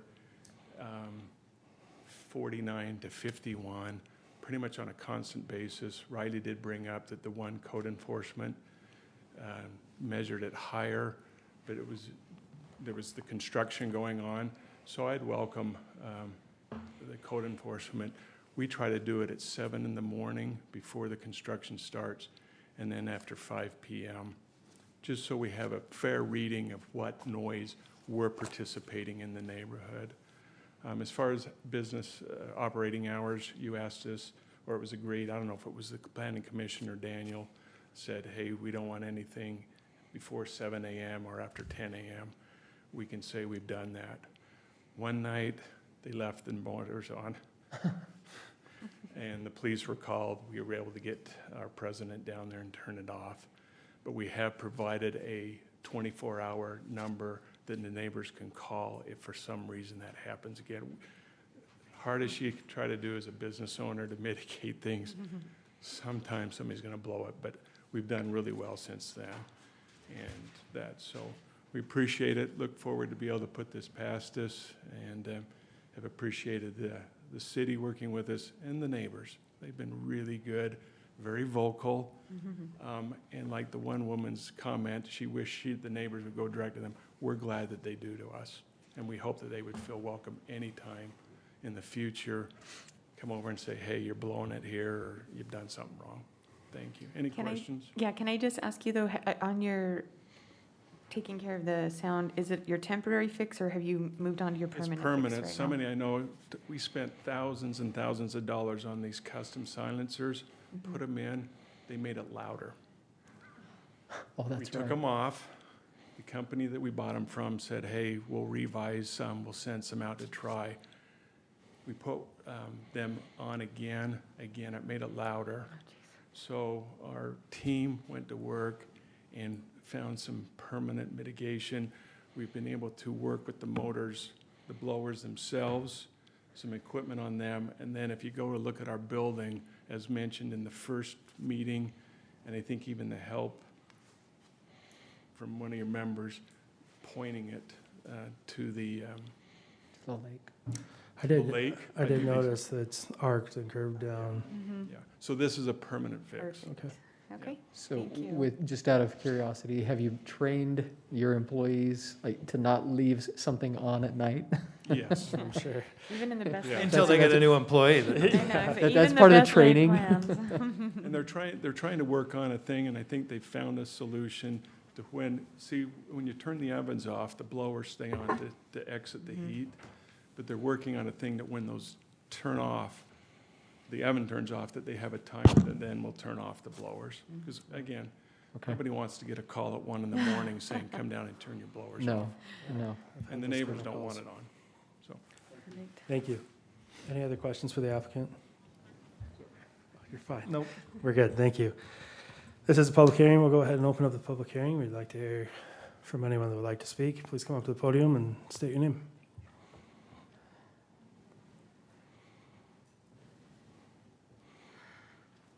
I've been here before. My name's Lacey Liu. I live just northeast of Granny Bees. So I'm really here tonight because I just wanted to update the council about how we feel, because you guys weren't, especially because you guys hadn't maybe heard a lot about how we feel. And so, but we are happy with the way the sound level is now. It is much better. I didn't know they went through so many ups and downs with our equipment. Sorry guys, that stinks. But I'm really glad that they fixed it. I somehow became the unofficial voice of our neighborhood, and people have texted me. I asked them, like, if you have any problems, let me know so I can tell the commission. And so far, everyone is happy with the noise. There's one person that said, we did have that incident that one night, but we do have the number and things have been fixed since then, so we understand things happen. There's one person that lives directly north of the Granny Bees, and she says she sometimes hears still some humming that bothers her, but she is also right next to the construction, like you mentioned. So right now it is hard to tell what is what, but she did say it's in the middle of the night. And so I did give her their number. I don't know if she called, but that's something we can work out directly with Granny Bees. We've been talking with them directly since they put their mufflers up and after they invited us to see everything. So we've been part of the process of measuring things and being there.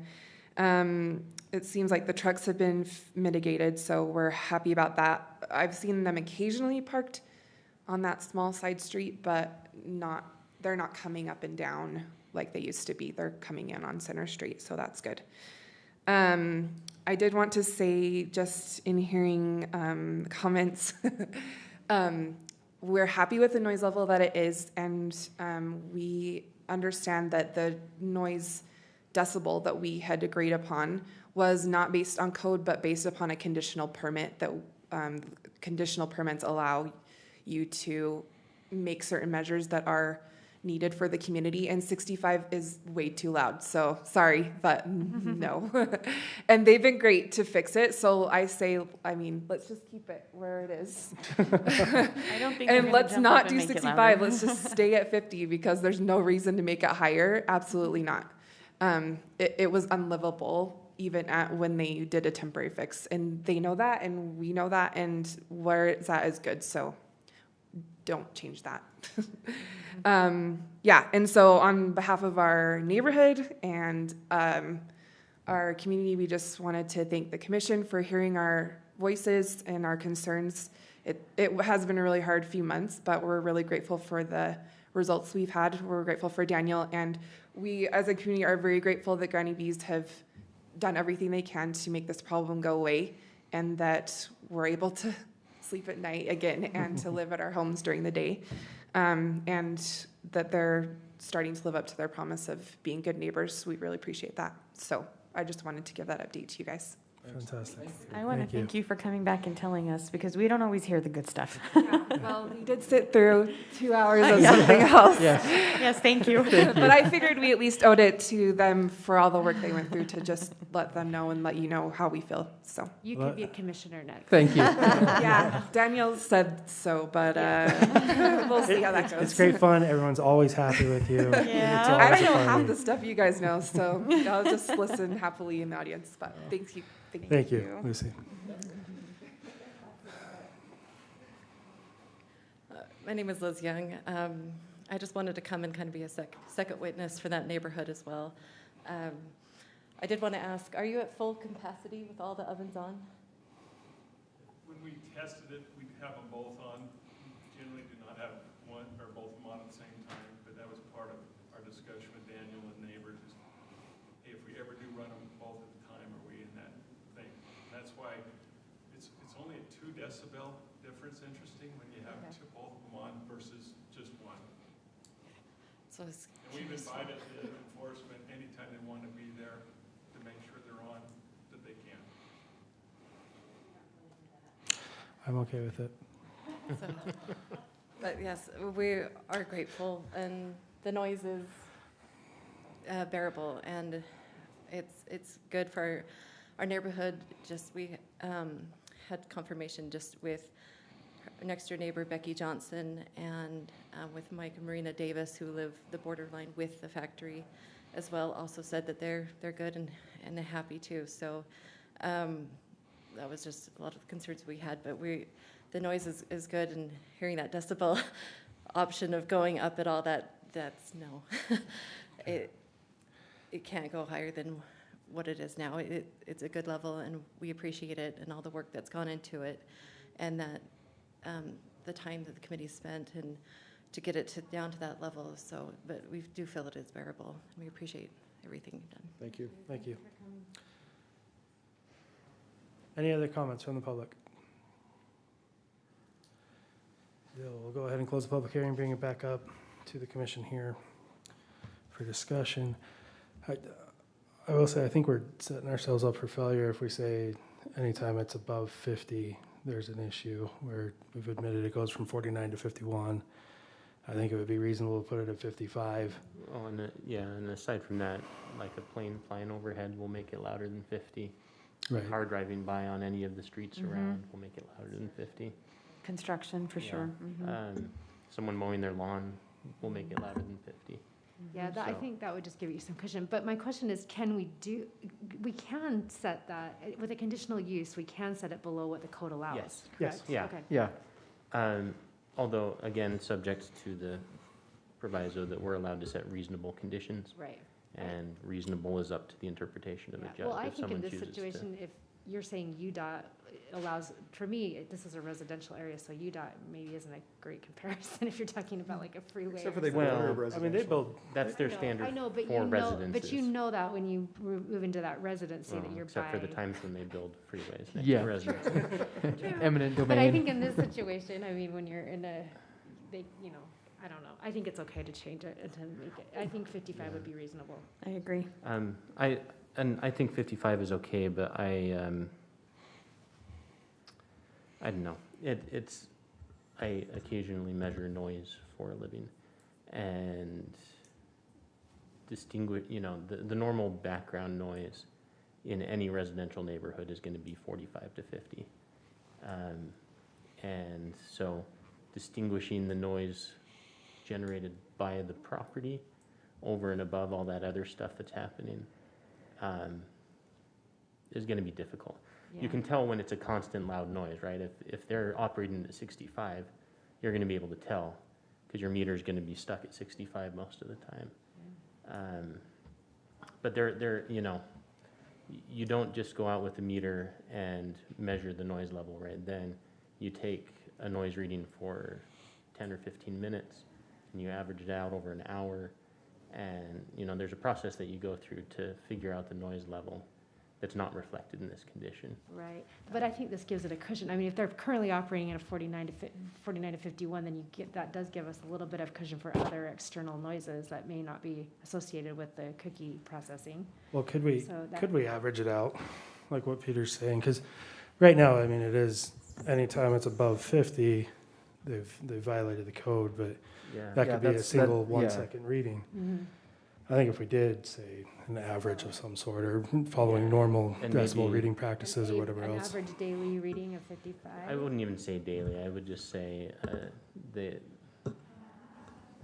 Make a motion, Yeah. Peter. I'll make a motion. I think But that's I the don't idea. think Granny Bees is gonna climb on their roof to change theirs back up, so. No. Yeah. So, yeah, We'll so, We're probably just keep trying the to make decibel it down. reasonable for enforcement, so if there is any additional noise that we can't account, that is not attributed to them, that we don't automatically hit the, you've got to shut down button, especially since it's saying it must be 50 decibels.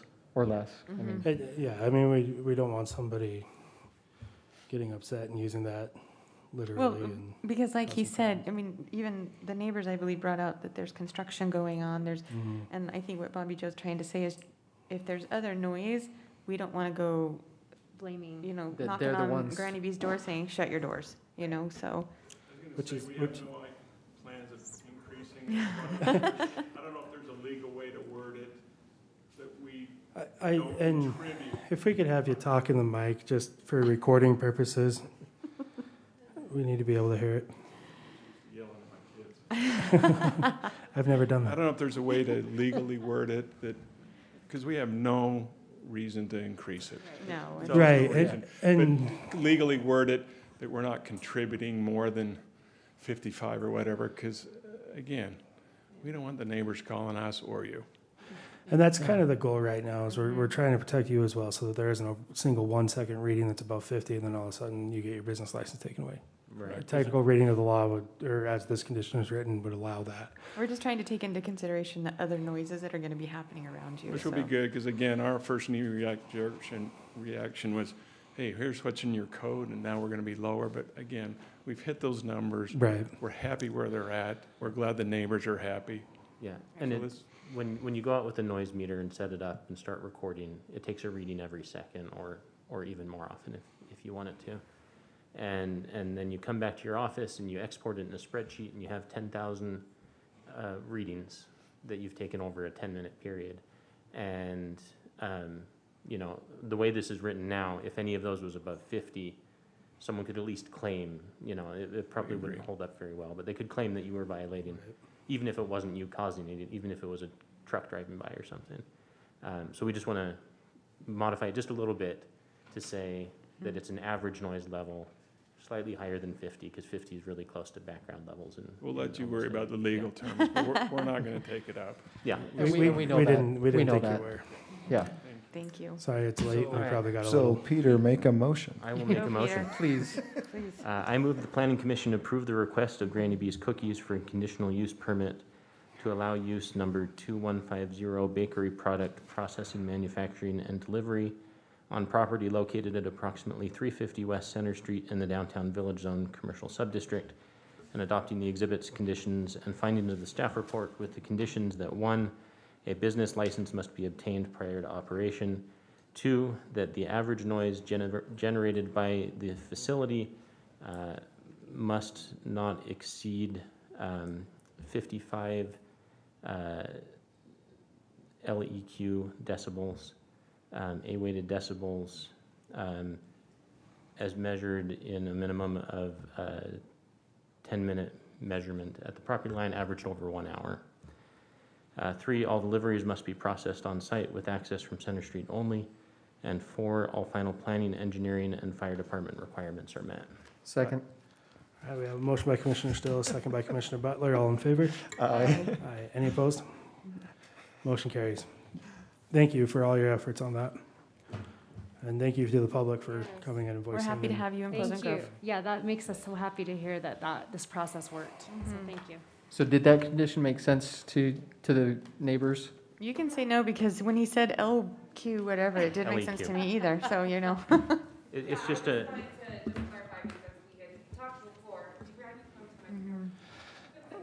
I think we're okay. If we all understand, we're good. This is the way it goes. Yeah, I just wanted to make sure that we clarified, because we had talked about all of these ins and outs that he's brought up before, like that a lawnmower only goes for 30 minutes max, but this is going all day long, Yeah, and right. that's the difference for us. Or it was. It's not going now.